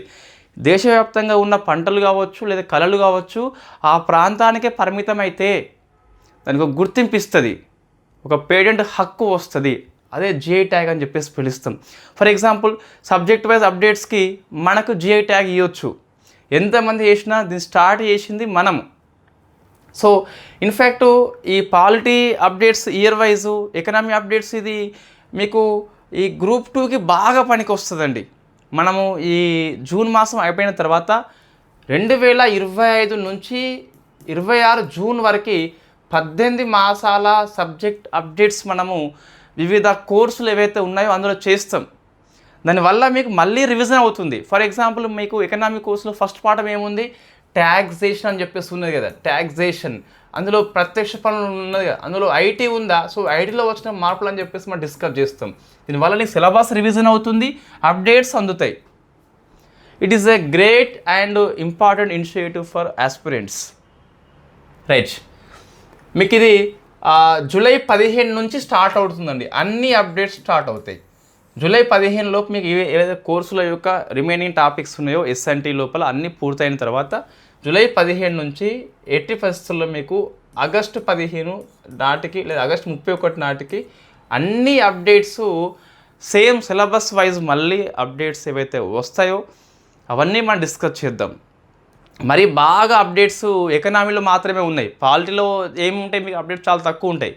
ఎకనామీలో అయితే ప్రతి పాఠంలో అప్డేట్ వచ్చిందండి. ముఖ్యంగా ఇన్ఫ్లేషను, ఈ బ్యాంకింగ్, జిఎస్టీ, సర్వే, బడ్జెట్ అవన్నీ మనం డిస్కస్ చేయబోతున్నాం. సరే, మొత్తం మీద జిఐ ట్యాగ్ ఎందుకు వార్తల్లో వచ్చిందంటే కొన్ని వస్తువులకి జిఐ ట్యాగ్ వచ్చిందండి. అందులో ఒకటి వెరీ ఫేమస్ సరిందా అని చెప్పేసి పిలుస్తాం. సో సరిందా ఇటీవల వార్తల్లో ఉంది. ఏంటి అంటే ఇది త్రిపురలో ఒక వాయిద్యం అండి. సో ఇది రాష్ట్రం పేరు మనం గుర్తుపెట్టుకోవాలి, త్రిపుర అని చెప్పేసి, సరిందా అని చెప్పేసి. అది సాంప్రదాయ సంగీత వాయిద్యం త్రిపురలో. నెక్స్ట్ ఈ అస్సాంలో 4ంటికి వచ్చిందండి. అస్సాంలో, సో ఇది త్రిపుర ఒకటి అయిపోయింది కదా. సో అస్సాంలో 4ంటికి వచ్చింది, కానీ అవి అంతగా ఎగ్జామ్ దృష్ట్యా ఫేమస్ లేని అంశాలండి. ఒకటేమో మనకి అస్సాం యొక్క వెదురు కళ అని చెప్పేసి పిలుస్తాం. అస్సాం యొక్క వెదురు కళ అని చెప్పేసి పిలుస్తాం. నెక్స్ట్ ఈ బీహు అని చెప్పేసి ఉన్నది. సో బీహు పండగ కూడా కండక్ట్ చేస్తాం అస్సాంలో, గుర్తుంటుంది. ఇది బీహు అంటే మనకి దున్నపోతు ఉంటుంది కదా, దున్నపోతు. ఆ దున్నపోతు కొమ్ముతో చేసిన సంగీత వాయిద్యం పేరే బీహు అండి. ఇట్లా ప్రశ్న వస్తుంది. మనం ఏమనుకుంటామంటే ఇటీవల సరిందాకి జిఐ ట్యాగ్ వచ్చింది, ఏ రాష్ట్రంలో ఉంది, అట్లా క్వశ్చన్ మనం ఫ్రేమ్ చేసుకుని చదువుకుంటాం. బ్యాడ్లక్ ఏంటంటే ఇటీవల త్రిపుర రాష్ట్రం లోపల సరిందాకి జిఐ ట్యాగ్ వచ్చింది. సరిందా అనగా అని చెప్పేసి వస్తుంది. వాయిద్యము, ఒక వాణిజ్య పంట, వ్యవసాయ పంట అట్లా వస్తుందండి. సో మీరు క్వశ్చన్ అందుకే ఏదైతే కొత్త అంశం అనేది ఉంటుందో అప్పుడు దాన్ని డెప్త్ చదువుకోవాలి. అందుకే తర్వాత మనకు దేవూరి అని చెప్పేసి ఉన్నది. ఇది ఒక హస్తకళ మనకి. సో అస్సాం లోపల దేవూరి అంటే ఇది హ్యాండ్లూమ్, ఒక హస్తకళ. నెక్స్ట్ కార్బీ ఆంగ్లంగ్ అని చెప్పేసి ఉన్నది. సో అస్సాంలో 4 అని చెప్పినాయి కదా. సో కార్బీ ఆంగ్లాంగ్ అని చెప్పేసి ఇది కూడా ఒక హస్తకళ అండి. కార్బీ ఆంగ్లాంగ్, దేవూరి, బీహు, వెదురు కళ అని చెప్పేసి. సరైన టీజీపీఎస్ వాళ్ళు దండం పెడుతున్నా, ఇది చదవకండి. టీజీపీఎస్ గ్రూప్ 2 వాళ్ళు, ఏపీపీఎస్ వాళ్ళు చదవండి. మీ ఎగ్జామ్ నవంబర్లో ఉన్నట్లయితే ఇది దగ్గరలో ఉన్నాయి కాబట్టి జిఐ ట్యాగ్స్ ఎగ్జామ్ దృష్ట్యా ఇంపార్టెంట్, చదువుకోండి కంపల్సరీ. జార్ఖండ్లో మళ్ళీ మనకి 4 వచ్చినాయండి. జార్ఖండ్ లోపల 4 వచ్చినాయి. సో ఒకటేమో బగయ్యా సిల్క్ అని చెప్పేసి ఉంటుంది. సో బగయ్యా సిల్క్ అండి. సో ఇన్ఫ్యాక్ట్ ఇది గిరిజన మహిళలు దీన్ని సంతాల్ గిరిజన మహిళలు నేస్తారు. ఒక సిల్క్, అది పట్టు బగయ్య అని చెప్పేసి. ఇంకో పట్టు కుచాయి సిల్క్, బగయ్య కుచాయి అని చెప్పేసి మరొక సిల్క్ అండి, మరొక పట్టు అది. దాంతోపాటు ముండా జ్యువెలరీ అని చెప్పేసి ఉన్నది. సో జార్ఖండ్లో ముండా వెరీ ఫేమస్. ఇన్ఫ్యాక్ట్ తర్వాత ఇంకోటేమో వెదురు కళ అని చెప్పేసి. వెదురు కళ మీకు అస్సాంలో ఉన్నది, జార్ఖండ్లో కూడా ఉన్నదండి. సో ముండా అని చెప్పేసి ఇంకొకటి. ఈ బగయ్య సిల్క్ మైండ్లో పెట్టుకోండి. సంతాల్ జాతి గిరిజన మహిళలు నేస్తారు. ఇటువంటి ప్రశ్న వస్తుంది. ఏ రాష్ట్రం అని చెప్పేసి గుర్తుపెట్టుకోండి. దాంతోపాటు వీటి గురించి కొంత సమాచారం అవసరం నీకు. సరిందా ఒక సంగీత వాయిద్యం అని చెప్పేసి. సో బీహు ఇది గుర్తుపెట్టుకోవాలి, బగయ్య సిల్క్ గుర్తుపెట్టుకోవాలి. సో బీహు ఏంటి అంటే మీకు ఈ దున్నపోతు కొమ్ముతో చేస్తాం మనం, అవి ఎగ్జామ్లో వస్తాయండి. ఇదంతా మనకి ఎకనామీ అప్డేట్స్ అండి. ఈ జిఐ ట్యాగ్స్ ఎకనామీ అంటే అవును, ఎట్లా ఎకనామీ డబ్ల్యూటీఓలో ఉన్న ట్రిప్స్ ఒప్పందానికి వాట్ ఈస్ ద ట్రిప్స్ మనం డిస్కస్ చేయం ఇక్కడ, డబ్ల్యూటీఓ పాఠం కాదు కాబట్టి. ఇది ట్రిప్స్ ఉంటుంది, ట్రిప్స్ ఉంటుంది. ఆ ట్రిప్స్ ఒప్పందానికి అనుగుణంగా ఇండియా జిఐ యాక్ట్ 1999లో తీసుకొస్తుంది. చెన్నై హెడ్ క్వార్టర్ అని చెప్పేసి పిలుస్తాం. అచ్చా, ఇంకోటి, తెలంగాణలో ఎన్ని జిఐ ట్యాగ్స్ ఉన్నాయి, ఏపీలో ఎన్ని ఉన్నాయి, ఒకసారి మీరు ఆన్సర్ చేయండి. రైట్, దీంతో మీకు ఎకనామీ అప్డేట్స్ అయినాయా అంటే ఇంకొక అప్డేట్ మీకు ఉన్నదండి. జిఐ ట్యాగ్స్ అనేది కరెంట్ అఫైర్స్, నాట్ అప్డేట్. అది సిలబస్లో ఏమైనా మార్పు వచ్చిందా, ఉన్నదానికి ఇంకో జిఐ ట్యాగ్ యాడ్ అయింది అంతే. ఇప్పుడు కూడా మీకు ఒక ఎకనామీ అప్డేట్ మీకు. So 6th economic census report అని చెప్పేసి బయటకు వచ్చింది.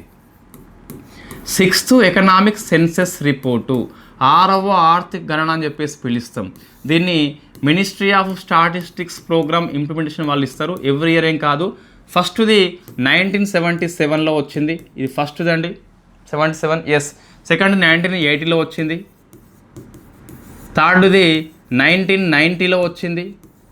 సో ఫోర్త్ది 1998లో వచ్చింది. సో ఫిఫ్త్ది 2005లో వచ్చింది. 6th 2013 and 14 అండి. సో 7th 2019లో స్టార్ట్ అయింది. రిపోర్ట్ రాలేదు, ఈ రిపోర్ట్ ఇప్పుడు వచ్చిందండి. ఇయర్ చదువుకోవాలి కంపల్సరీ, ఇయర్ చదువుకోవాలి, ఒకసారి చదవడం సరిపోతుంది. సో మీరు చూస్తే ఇది 2013 జనవరి నుంచి స్టార్ట్ అయ్యి 2014 ఏప్రిల్ వరకు గణన అండి. ఇది ఎందుకు అంటే వ్యవసాయేతర రంగాలు ఉంటాయి కదా అందులో. సో వ్యాపారం అనేది ఏ రాష్ట్రంలో ఎక్కువ జరిగింది అనే పాయింట్ ఆఫ్ వ్యూ మనం డిస్కస్ చేస్తాం ఇక్కడ.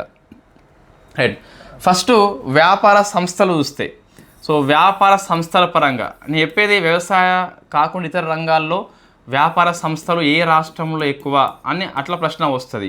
ఉపాధి పరంగా ఏ రాష్ట్రంలో ఎక్కువ అని చెప్పేసి వస్తుంది. నెక్స్ట్ మహిళల పరంగా ఏ రాష్ట్రంలో ఎక్కువ అని చెప్పేసి వస్తుంది. నెక్స్ట్ మతం పరంగా ఏ మతం ఎక్కువ అని చెప్పేసి వస్తుంది. ఇది ఇంతకుముందు ఈ 4th రిపోర్ట్ని ఒకసారి అడిగారండి, కాబట్టి చెప్పలేము మనం. అవసరమే మరి పేపర్లో వచ్చింది కాబట్టి ఇంకా అవసరం ఉంటుంది. సో వ్యాపార సంస్థల పరంగా చూస్తే first rank goes to UP అండి. So UP first rank, second rank goes to Maharashtra. 2 సరిపోతాయండి, అన్ని అవసరం లేదు. ఏపీ ఉందా అంటే 5th ప్లేస్లో ఏపీ ఉన్నది కాబట్టి ఒకసారి మీ ప్లేస్ గుర్తు. తెలంగాణ లేదు, ఇక్కడ అవసరం లేదు. ఉపాధి పరంగా ఎంతమందికి ఉపాధి అని చెప్పేసి చూస్తే first rank goes to Maharashtra అండి. ఇది ఉల్టా ఉన్నది అంతే. First rank goes to Maharashtra, second rank goes to UP అండి. సో వ్యాపార సంస్థలలో యూపీ ఫస్ట్ అయితే ఉపాధి పరంగా వచ్చేసి మహారాష్ట్ర ఫస్ట్. సో మహిళల పరంగా చూస్తే first rank goes to Tamil Nadu అండి. సో తమిళనాడు అని చెప్పేసి చెన్నై చంద్రమ అని చెప్పేసి పిలుస్తాం, అట్లా మీరు మైండ్లో పెట్టుకోండి, ఇబ్బంది ఏం లేదు. నెక్స్ట్ తర్వాత మతం పరంగా చూస్తే first rank goes to always Hindu, second rank goes to always Muslim, third rank goes to always Christians. జనాభా బట్టే అవి ఉంటాయి. ఇంకోటి హస్తకళలలో చూస్తే first rank goes to west Bengal అట. హస్తకళల వ్యాపారాల్లో చూస్తే first rank goes to west Bengal, 4th rank goes to AP, 4th rank goes to AP. ఇవి అవసరం అంటే ఒక్కసారి చూసుకోండి. సబ్జెక్ట్ అప్డేట్ ఏం కాదు, కరెంట్ అఫైర్సే. చెప్పలేం, మనకి వార్తల్లో ఉంది కాబట్టి వస్తే రావచ్చు. ఇవన్నీ మీకు ఎకనామీ యొక్క అప్డేట్స్ అండి. సో ఇన్ని అప్డేట్స్ మీకు ఉన్నాయండి. మీరు చదివేది గ్రూప్ 2 ఎగ్జామ్, అది మర్చిపోకండి. ఇన్నా అని చెప్పేసి మీకు అనిపిస్తుంది కదా. సో ఇప్పుడు పిఎం కిసాన్ ఉన్నది కదా, మీకు తెలియదా అండి? తెలుసు. ఇప్పుడు ఏమొచ్చింది కొత్తగా మీకు? 23వ విడత 9.4 కోట్ల మందికి 1880 కోట్లు. ఇది ఒక్కటే అప్డేట్ మీకు. ఇదంతా చెప్పిందంతా మీకు జిఎస్ ఆల్రెడీ వచ్చు కదా.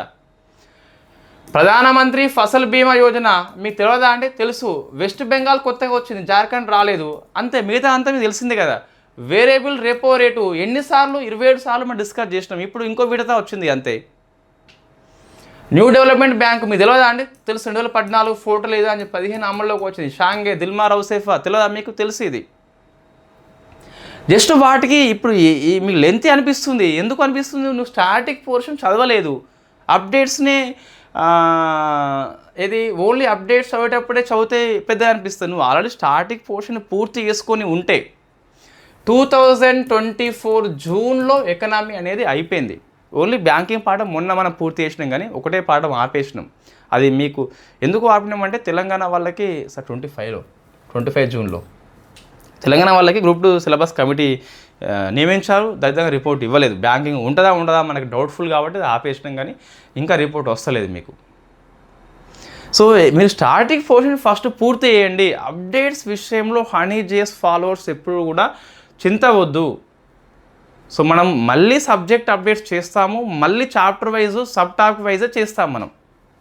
ఓకే అండి, ఇది economy updates for you. So next మనం స్పేస్ చూద్దాం. స్పేస్లో పెద్దగా అంశాలు ఏం లేవు, వాస్తవంగా ఎక్కువ లేవు. సో ఫస్ట్ అంశం ఏంటి అంటే మీకు ప్రాజెక్టు కైపర్ అని చెప్పేస్తున్నది. సో ప్రాజెక్ట్ కైపర్ అని చెప్పేసి ఉంది. ఇది వాస్తవంగా మీకు శాటిలైట్ ఆధారిత ఇంటర్నెట్ అని చెప్పేసి 2 ఉంటాయండి, వెరీ ఫేమస్. ఒకటేమో ప్రాజెక్ట్ కైపర్ ఏమో అమెజాన్ది, సో అమెజాన్ది. ఇంకోటి స్టార్ లింక్ అని చెప్పేసి మన స్పేస్ ఎక్స్ది లేదా ఎలన్ మాస్క్ది. సో ఇవి 2 ఉంటాయి కదా. ఇప్పుడు అమెజాన్ యొక్క ప్రాజెక్ట్ కైపర్ అనేది ఏరియన్ 6 రాకెట్ ద్వారా, దేని ద్వారా? ఏరియన్ 6. ఇది ఎవరిది? ఇది యూరోపియన్ స్పేస్ ఏజెన్సీ యొక్క శక్తివంతమైన రాకెట్ ఇది. దీని ద్వారా కక్షలోకి 36 ఉపగ్రహాలని ప్రయోగించారు. 36. సో అందుకు వార్తల్లో వచ్చింది. What is the project Kuiper అంటే అమెజాన్ యొక్క శాటిలైట్ ఆధారిత ఇంటర్నెట్ సౌకర్యం. 36 ఉపగ్రహాలను పంపింది. ఈ రికార్డు ఏంటి అంటే, ఈ ఉపగ్రహాల బరువు చూస్తే ఈ అమెజాన్కి కానీ లేదా ఏరియన్ 6కి కానీ అతిపెద్ద పెలోడ్ అని చెప్పేసి రికార్డ్ క్రియేట్ చేసింది. అది బరువైన ఉపగ్రహాల కూటమి అని చెప్పేసి పిలుస్తాం. ఏరియన్ 6 ఏంటి అంటే యూరోపియన్ స్పేస్ ఏజెన్సీ యొక్క శక్తివంతమైన రాకెట్ అండి. అది మనదేంటి LVM-3 మనది. దీని మరొక పేరు GSLV Mark 3 అని చెప్పేసి. నాసాదేంటి స్పేస్ లాంచ్ సిస్టమ్ అని చెప్పేసి పిలుస్తాం. ఈ నాసా యొక్క మొన్న మనము ఇన్ఫ్యాక్ట్ ఏది ఆర్టెమిస్ 3ని మనం ప్రయోగించుకున్నాం. ఆర్టెమిస్ 3 అని చెప్పేసి ఈ స్పేస్ లాంచ్ సిస్టమ్ ద్వారా మనం ప్రయోగించుకున్నాం. సో ఇది కైపర్ అండి. It is the satellite internet అని చెప్పేసి పిలుస్తాం. ఇంకోటి మీకు స్పేస్ ఎక్స్ యొక్క సంస్థ స్టార్ లింక్ అని చెప్పేసి ప్రయోగిస్తుంది. మరొక స్పేస్ అప్డేట్ మీకు రెండవది తృష్ణా మిషన్. ఇది ఇంకా ప్రయోగించలేదు, 27లో ప్రయోగిస్తారట. సో తృష్ణా మిషన్ అండి, ఇది ఇండియా ఫ్రాన్స్ కలిపి ప్రయోగిస్తున్నాయి. ఈ 2 దేశాలని చెప్పేసి మైండ్లో పెట్టుకోండి. ఎందుకంటే ఈ సంయుక్త జాయింట్ ఉపగ్రహాలు ఏవైతే ఉన్నాయో ఏ 2 కంట్రీస్ అని చెప్పేసి ప్రశ్న వస్తుంది. ఎంతసేపు ఇండియా అమెరికా నిస్సారే కాదు, తృష్ణా కూడా గుర్తుపెట్టుకోండి. ఇదేంటి అంటే భూమి యొక్క ఉపరితల ఉష్ణోగ్రతను కొలుస్తుంది. దీన్ని మనము PSLV ద్వారా ప్రయోగిస్తాం, కానీ రాకెట్ పేరు తెలియదు పూర్తిగా మనకు. అంటే 65 ఇంకా మనకేం తెలియదు. PSLV అని చెప్పేసి పిలుస్తాం. దీన్ని 5 years అని చెప్పేసి మిషన్ యొక్క టైం అండి. ఇది 5 years అని చెప్పేసి ఇది సన్ సింక్రోనస్ ఆర్బిట్లోకి ప్రయోగిస్తాం. ఇవన్నీ మనము 27 year డిస్కస్ చేద్దాం. అంటే ప్రయోగించినప్పుడు జస్ట్ బేసిక్ ఏంటంటే కృష్ణా మిషన్ యొక్క ఉద్దేశం ఏంటి అంటే సర్ఫేస్ టెంపరేచర్ని కొలుస్తుంది. దాంతోపాటు ఇండియా ఫ్రాన్స్ అని చెప్పేసి మైండ్లో పెట్టుకోండి, మిగతా అంతా అవసరము లేదు. నెక్స్ట్ డిఫెన్స్ అండి. సో డిఫెన్స్ ఒకేసారి 3 నౌకలు మనకి ఈ నౌకాదళానికి ఇవ్వడం జరిగింది. ఈరోజు ఇస్తున్నారు. ఒకటేమో INS దునగిరి, ఇంకోటేమో INS ఆగ్రే లేదా ఆగ్రాయి అని చెప్పేసి పిలుస్తాం. మరొకటి సంశోధక్ అని చెప్పేసి ఉన్నది. సో 3 నౌకలు కూడా ఒకే రోజు కోలకత్తాలో, ఇక్కడ కోలకత్తా లోపల మనకి ఇన్ఫ్యాక్ట్ నౌకాదళానికి అప్పగిస్తున్నారు. సో కాబట్టి వెరీ వెరీ ఇంపార్టెంట్ 3 కాబట్టి ప్రశ్న వస్తే రావచ్చండి. సో మీకు ఇక్కడ ఒక నౌక జల ప్రవేశం కావచ్చు, సీ ట్రయల్ కావచ్చు, డీకమిషన్ కావచ్చు, కమిషన్ కావచ్చు. కమిషన్ మీన్స్ విధుల్లోకి తీసుకుంటున్నాము, డీకమిషన్ మీన్స్ విధుల ఉపసంహరణ, జల ప్రవేశం మీన్స్ సీ ట్రయల్ స్టార్టింగ్లో ఉంది. అప్పుడు ఏ క్లాస్ అని చెప్పేసి అడుగుతాయి. క్లాస్ మీన్స్ ఒకే తరగతి యొక్క నౌకలు, ఆ నౌకలన్నీ ఒకే సామర్థ్యము ఒకే రకమైన పని చేస్తాయి. సో దునగిరి అనేది మనకి ఇన్ఫ్యాక్ట్ నీలగిరి క్లాస్ అండి, అంటే నీలగిరి తరగతి యొక్క నౌక ఇది. ఈ ప్రాజెక్టు 17Aలో అంతర్భాగము. ఈ 17Aలో మొత్తం మనకు 7 ఉంటాయండి. ఆ 7లో ఒకటి దునగిరి అని చెప్పేసి పిలుస్తాం. ఆ 7 ఏంటి మనం చాలాసార్లు చదువుకొని ఉన్నామండి. సో 7 ఇవి ఫ్రిగేట్స్, ఇవన్నీ కూడా ఫ్రిగేట్స్ మీన్స్ ఇప్పుడు డెస్ట్రాయర్స్ అని చెప్పేసి యుద్ధ నౌకలు, అవి పెద్ద విధ్వంస యుద్ధ నౌకలు. కొంచెం చిన్నవి ఫ్రిగేట్ అని చెప్పేసి పిలుస్తాం, వాటి సపోర్ట్ ఉంటాయి. ఇంకా చిన్నవి కోర్వెట్టే అని చెప్పేసి పిలుస్తాం. సో ఒకటి ఏంటి డెస్ట్రాయర్స్ యుద్ధ నౌకలు, ఢిల్లీ, విశాఖ అని చెప్పేసి అట్లా ఉంటాయి పేర్లు. సెకండ్ది ఫ్రిగేట్స్, థర్డ్ది కోర్వెట్టే అని చెప్పేసి ఉంటుంది. It is A frigate. 17A ప్రాజెక్ట్లో మొత్తం 7 ఉంటాయి నౌకలు, 7 ఫ్రిగేట్స్ ఉంటాయి. ఒకటేమో నీలగిరి. ఇందులో ఫస్ట్ది కాబట్టి ఈ 7 నౌకల యొక్క క్లాస్ని నీలగిరిగా పిలుస్తాం. నీలగిరి, ఉదయగిరి అని చెప్పేసి ఉంటుంది. సో ఉదయగిరి అని చెప్పేసి, నెక్స్ట్ తారాగిరి అని చెప్పేసి, మహేంద్రగిరి అని చెప్పేసి ఉంటుంది. ఇది నేను ఎన్నిసార్లు చెప్పిన తెలుసు ఇప్పటికి 27 సార్లు చెప్పిన ఇవి. వీటిని ముంబైలో ఉన్న మజగౌ డాక్యార్డ్ నిర్మిస్తుంది. గుర్తుపెట్టుకోవాలి తప్పదు. గ్రూప్ 2 అయితే గుర్తుపెట్టుకోవాలి, వేరే అయితే ఈ ఒకటి సరిపోతుంది. మిగతా 3 ఏంటి అంటే హిమగిరి అని చెప్పేసి పిలుస్తాం, హిమగిరి అని చెప్పేసి, వింధ్యాగిరి అని చెప్పేసి పిలుస్తాం, వింధ్యాగిరి, దునగిరి అని చెప్పేసి పిలుస్తాం. సో ఈ 3 కోలకత్తాలో ఉన్న గార్డెన్ రిచ్ షిప్ బిల్డర్స్ వాళ్ళు నిర్మిస్తున్నారు. ఇప్పుడు కోలకత్తా కాబట్టి దునగిరి గుర్తుపెట్టుకోవాలి. ఇట్ ఈస్ ఎ ఫ్రిగేట్ ఇది. సో ఇవి 7 నౌకల పేర్లు నోటికి రావాలి నువ్వు గ్రూప్ 2 అభ్యర్థివి అయితే. మిగతా అభ్యర్థివి అయితే దునగిరి ఒకటి మైండ్లో పెట్టుకోండి, క్లాస్ పేరు ఏ ప్రాజెక్ట్ అని చెప్పేసి చూసుకోండి. రైట్, ఏం లేదండి, నేను దీన్ని మనము రిపీట్ చేస్తున్నాం కాబట్టి మైండ్లో ఉన్నది. నట్ అని చెప్పి చదువుకుంటుంది, నట్. ఇదేమో కోలకత్తా కాకుండా హెచ్వైడి అని చెప్పి చదువుకుంటా. అట్లా 2-3 సార్లు మనకి ఇది ఎప్పటికీ వస్తూ ఉంటుందండి. వింధ్యగిరి ఇంకోసారి ఇస్తారు, హిమగిరి ఇస్తారు, అప్పుడు మళ్ళీ వస్తుంది మనకి. మళ్ళీ 7 చదువుతాం. అట్లా రిపీట్ చేస్తూ ఉంటే మర్చిపోమండి. Repeat revision is the must. So next Sanshodhak అని చెప్పేసి, ఇది ఒక సర్వే వెజల్. మనకి సర్వే వెజల్ అంటే ఏంటి? పరిశోధన నౌక అని చెప్పేసి పిలుస్తాం. హైడ్రోగ్రఫీ కోసం పనిచేస్తుంది, జలాలను లెక్కిస్తుంది.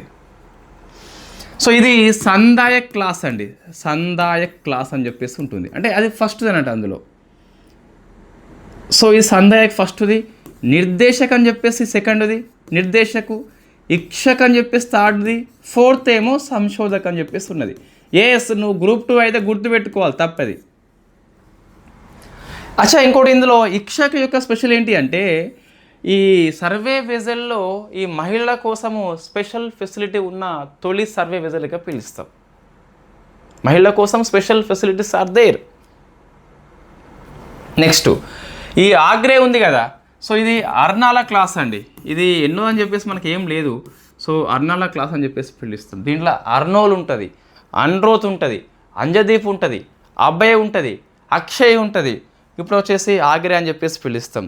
అర్నాల, అంజదీపు, ఆమిని, ఆగ్రే, అన్రోత్, అక్షయ్ అని చెప్పేసి ఇవన్నీ కూడా అర్నాల క్లాసు. ఇది ఏంటి అంటే మనకి ఇదేంటి సర్వే వెజల్, ఇదేంటి ఒక ఫ్రిగేట్, ఇదేంటి మనకి యాంటీ సబ్మెరైన్ వార్ఫేర్. అంటే సబ్మెరైన్ని అటాక్ చేస్తుంది, ఇది నీటి లోపల నుంచి పోతుంది. It is a submarine. So Agra అని చెప్పేసి మీ 3 కూడా కోల్కతా లోపల ఈరోజు కమిషన్ చేయడం జరుగుతుంది. కాబట్టి వెరీ వెరీ ఫేమస్, గుర్తుపెట్టుకోండి. సో నెక్స్ట్ వచ్చేసి మీరు సైన్స్ అండ్ టెక్నాలజీ కోసము 75 మార్క్స్ సిలబస్ ఉంది కదా, మనం సంపూర్ణంగా దాన్ని కవర్ చేస్తాం. ఎక్సర్సైజ్ కాన్క్వెస్ట్ అని చెప్పేసి మల్టీలాటరల్ ఆర్మీ విన్యాసం అది. సో మంగోలియాలో ఉన్న ఉలన్ బాతర్ కండక్ట్ చేస్తుంది, ఇండియా కూడా హాజరవుతుంది. అదొకటి అండి. ఇంకోటి so LR long range land attack cruise missile అని చెప్పేసి మనం ప్రయోగించుకున్నాము ఒడిషా తీరం లోపల. వాస్తవంగా ఇది నిర్భయ్ మిస్సైల్ మీకు డిస్కస్ చేసిన మనం ఆల్రెడీ. క్రూయిజ్ మిస్సైల్ లోపల నిర్భయ్ మిస్సైల్ యొక్క వారసురాలుగా పిలుస్తున్నాం. దీని ప్లేస్లో వస్తుంది కాబట్టి సో వెరీ వెరీ ఇంపార్టెంట్, గుర్తుపెట్టుకోవాలి. దీని లక్షణాలన్నీ దీనికి కూడా ఉంటాయి. లాంగ్ రేంజ్ ఇది, land attack cruise missile. What is the cruise missile, what is the ballistic మనం డిస్కస్ చేసినాం. సో క్రూయిజ్ మిస్సైల్ అనేది భూ వాతావరణం లోపలనే పోతుంది. దానిలో జెట్ ఇంజన్ అని చెప్పేసి ఉపయోగిస్తాం. మీ అంతా మళ్ళీ ఇక్కడ అంత అవసరం లేదు. రైట్, ఏంటి ఇక్కడ మనకు ఇన్ఫాక్ట్ LRLACM అని చెప్పేసి నిర్భయ్ యొక్క వారసులు. It is the subsonic speed అండి. సబ్సోనిక్ అంటే ధ్వనివేగం కంటే తక్కువ వేగంతో పోతుంది. 0.8 మ్యాక్ అని చెప్పేసి పిలుస్తాం. దీనిలో ఉన్న ఇంజన్ పేరు టర్బోజెట్ ఇంజన్. సో టర్బో అంటే జెట్ ఇంజన్ లోపల మళ్ళీ టర్బోజెట్ మరొక రకం. ఇది ఇక్కడ మళ్ళీ మనకు లెంతీ అవుతుందండి. టర్బోజెట్ లోపల ఏముంటుందంటే సో ఇన్ఫ్యాక్ట్ ఇట్లా ఉంటుంది ఇంజన్ కదా. సో ఇటువైపు ఎయిర్ అనేది మనము ఓటు తీసుకెళ్ళాము. సో ఇన్ఫ్యాక్ట్ ఆ వేగాన్ని ఉపయోగించుకొని ఆ ఓటు వాతావరణంలో ఉన్న ఓటు తీసుకుంటుంది మనము. సో కాబట్టి ఇది మనకు భూ వాతావరణంలోనే ప్రయాణం చేస్తుంది. భూ వాతావరణం దాటిపోతే దెర్ ఇస్ నో O2 కాబట్టి జెట్ ఇంజన్స్ పనిచేయవు కాబట్టి మన క్రూయిజ్ మిస్సైల్ అనేది జెట్ ఇంజన్ వాడుకుంటుంది అంటే మనం O2 తీసుకెళ్ళము. భూ వాతావరణం లోపల ఉన్న O2నే వేగం ఆధారంగా తీసుకుంటుంది అది. అదే మీకు రాకెట్ ఇంజన్స్ వేరే ఉంటాయి, బాలిస్టిక్ మిస్సైల్ ఉపయోగించుకుంటాయి. రాకెట్ ఇంజన్ లోపల మనం O2 తీసుకెళ్తాం. వై? బికాస్ బాలిస్టిక్ మిస్సైల్ అనేది భూ వాతావరణం దాటుకుని ప్రయాణం చేస్తుంది. అక్కడ O2 ఉండదు కాబట్టి ఎందుకు O2 ఉండాలి? నువ్వు ఇంధనాన్ని బర్న్ చేయాలంటే there is need to O2, oxygen అవసరం కాబట్టి. సో ఏంటి చెప్పేదంటే క్రూయిజ్ మిస్సైల్ భూ వాతావరణం లోపల ప్రయాణం చేస్తాయి కాబట్టి జెట్ ఇంజన్ ఉపయోగిస్తాయి. జెట్ ఇంజన్ లోపల O2 అనేది మనం మోసుకెళ్ళము, వాతావరణంలో O2ను ఉపయోగించుకుంటుంది. అయితే మన టర్బోజెట్ ఇంజన్ ఏంటంటే ఇంకో స్పెషల్. ఈ స్క్రామ్ జెట్, రామ్ జెట్ కంటే చూస్తే ఇక్కడ మనకు కంప్రెసర్ ఉంటుంది. దీంట్లో కంప్రెసర్ ఏం చేస్తుందంటే ఈ గాలిని పీడనాన్ని గురి చేస్తుంది. మీకు రామ్ జెట్ లోపల, స్క్రామ్ జెట్ లోపల కంప్రెసర్ ఉండదు. వై? బికాస్ అవి సూపర్ సోనిక్ వేగంతో పోతాయి కాబట్టి, మరింత వేగంతో పోతాయి కాబట్టి there is no need to compressor. Nirbhay యొక్క స్పెషల్ ఏంటి అంటే భారతదేశంలో ఫస్ట్ సబ్సోనిక్ టర్బోజెట్ ఇంజన్ కలిగిన మిసైల్. టర్బోజెట్ మీన్స్ O2 తీసుకెళ్ళదు కానీ వాతావరణంలో O2ని పీల్చుకుంటుంది కానీ కంప్రెసర్ ఉంటుంది. వై? బికాస్ ఈ సబ్సోనిక్ వేగంతో పోతుంది కాబట్టి ఆ గాలి వేగం అనేది కంప్రెసర్ మాదిరిగా పనిచేయదు కాబట్టి కంప్రెసర్ నీడ్ ఉంటుంది. ఇంత డెప్త్ అవసరం అండి సబ్జెక్ట్ మనకి. ఓకేనా? సో టర్బోజెట్ ఇంజన్ని ఉపయోగిస్తుంది కాబట్టి need to compressor compulsory. Nirbhay ఏ విధంగా పనిచేస్తుందో ఇది అట్లే పనిచేస్తుంది. అయితే ఈ టర్బోజెట్ ఇంజన్ యొక్క పేరు చూస్తే మీకు ఈ LRLSAM లోపల మానిక్ ఇంజన్గా పిలుస్తాం. ఇది వార్తల్లో ఉన్నందుకు, నీ సిలబస్లో మిసైల్స్ టెక్నాలజీ ఉన్నందుకు ఇంత అవసరం అండి. సో మానిక్ మనం డిస్కస్ చేసినాం. ఇది 2024 కరెంట్ అఫైర్స్ బిట్. వాస్తవంగా ఇప్పుడు మరొకసారి ప్రయోగించారు కాబట్టి వార్తల్లో ఉంది. 24 నోట్స్ తీయండి, అందులో ఉంటుంది మానిక్ ఇంజన్ అని చెప్పేసి. ఈ మానిక్ ఇంజన్ని మనకి బెంగళూరులో ఉన్న గ్యాస్ టర్బైన్ రీసెర్చ్ ఎస్టాబ్లిష్మెంట్ అని చెప్పేసి వాళ్ళు నిర్మించారు. అన్నీ కంపల్సరీ గుర్తుపెట్టుకోవాలి, నువ్వు చదివే గ్రూప్ 2 ఎగ్జామ్ కాబట్టి. ఓకేనా? It is not current affairs, it is a part of your syllabus. There is a missile technology, there is a ballistic cruise లోపల మళ్ళీ నిర్భయ అని చెప్పేసి సబ్సోనిక్ వేగంతో పోతుంది కాబట్టి ఇదంతా అవసరం మనకి. ఇది 3 రకాల దళాలు మనకి ఉపయోగించుకోవచ్చు అండి. దీన్ని ఈ LRLSAMని ఉపయోగించుకోవచ్చు. నిర్భయ్ యొక్క వారసురాలు అని చెప్పేసి పిలుస్తాం. నెక్స్ట్ మన ఇండియా లోపల మొట్టమొదటి స్వదేశీ హోవర్ క్రాఫ్ట్ని ప్రయోగించడం. దాని పేరు H561 అని చెప్పేసి ఉన్నది. It is the first indigenous, అంటే మనమే నిర్మించడం. నిర్మించింది గోవాలో ఉన్నటువంటి చౌగూలే కంపెనీ గుర్తుపెట్టుకోవాలి. ఇట్ ఈస్ ఫస్ట్ స్వదేశీ హోవర్ క్రాఫ్ట్. అంటే ఏంటంటే ఉభయచర పడవ అండి. అంటే భూమి మీద పోతుంది, వాటర్లో పోతుంది. ముఖ్యంగా ఈ బురద నేలలు కావచ్చు, ఈ వెట్ ల్యాండ్స్ కావచ్చు, మామూలు పడవలు పోవు, అక్కడ ఇబ్బంది అవుతుంది కాబట్టి అటువంటి దాని లోపల ఈ హోవర్ క్రాఫ్ట్ ఉపయోగిస్తాం. ఇది ఇన్ని రోజులు మనం తయారు చేసుకోలేదు. గోవాలో ఉన్న చౌగూలే కంపెనీ వెరీ ఫస్ట్ టైం తయారు చేసింది కాబట్టి గుర్తుపెట్టుకోవాలి. H561 అని చెప్పేసి పిలుస్తాం. మనం ఈ పంట కోత సమయం లోపల బురద ఎక్కువ ఉన్న భూముల్లో వేరే మిషన్ తీసుకొస్తాం మనం, చైన్ మిషన్. అట్లనే ఈ వెట్లాండ్స్ లోపల కూడా పడవ పనిచేయదు, ఇది పనిచేస్తుంది రవాణా కోసం అని చెప్పేసి. సో ఇది వెరీ ఫస్ట్ టైం కాబట్టి ఆ చౌగూలే కంపెనీ మనం మైండ్లో పెట్టుకోవాలి. ఇవి మన డిఫెన్స్ కరెంట్ అఫైర్స్ అండి, మనకి వార్తల్లో ఉన్నాయి. నెక్స్ట్ చూస్తే సైన్స్ అండ్ టెక్నాలజీ ఒక చిన్న అంశం మనకి వార్తల్లో, చిన్న అంశం అది ఏంటి అంటే, సో ఈ న్యూక్లియర్ ఎనర్జీ లోపల ఇండియాలో స్వదేశీయంగా మనం వెరీ ఫస్ట్ టైం ఇది అణుశక్తి లోపల మనము సో ఇంజనీరింగ్ టెక్నాలజీ రూపొందిస్తున్నాం. So first engineering design in nuclear energy అని చెప్పేసి IIT హైదరాబాద్ రూపొందించింది. దాని పేరే కోడీన్ అని చెప్పేసి పిలుస్తాం. So not much important, skip చేయవచ్చు. కోడీన్ మీన్స్ అర్థమైంది అంటే India's first centre for design and engineering in nuclear energy. So IIT Hyderabad అని చెప్పేసి మైండ్లో పెట్టుకోండి.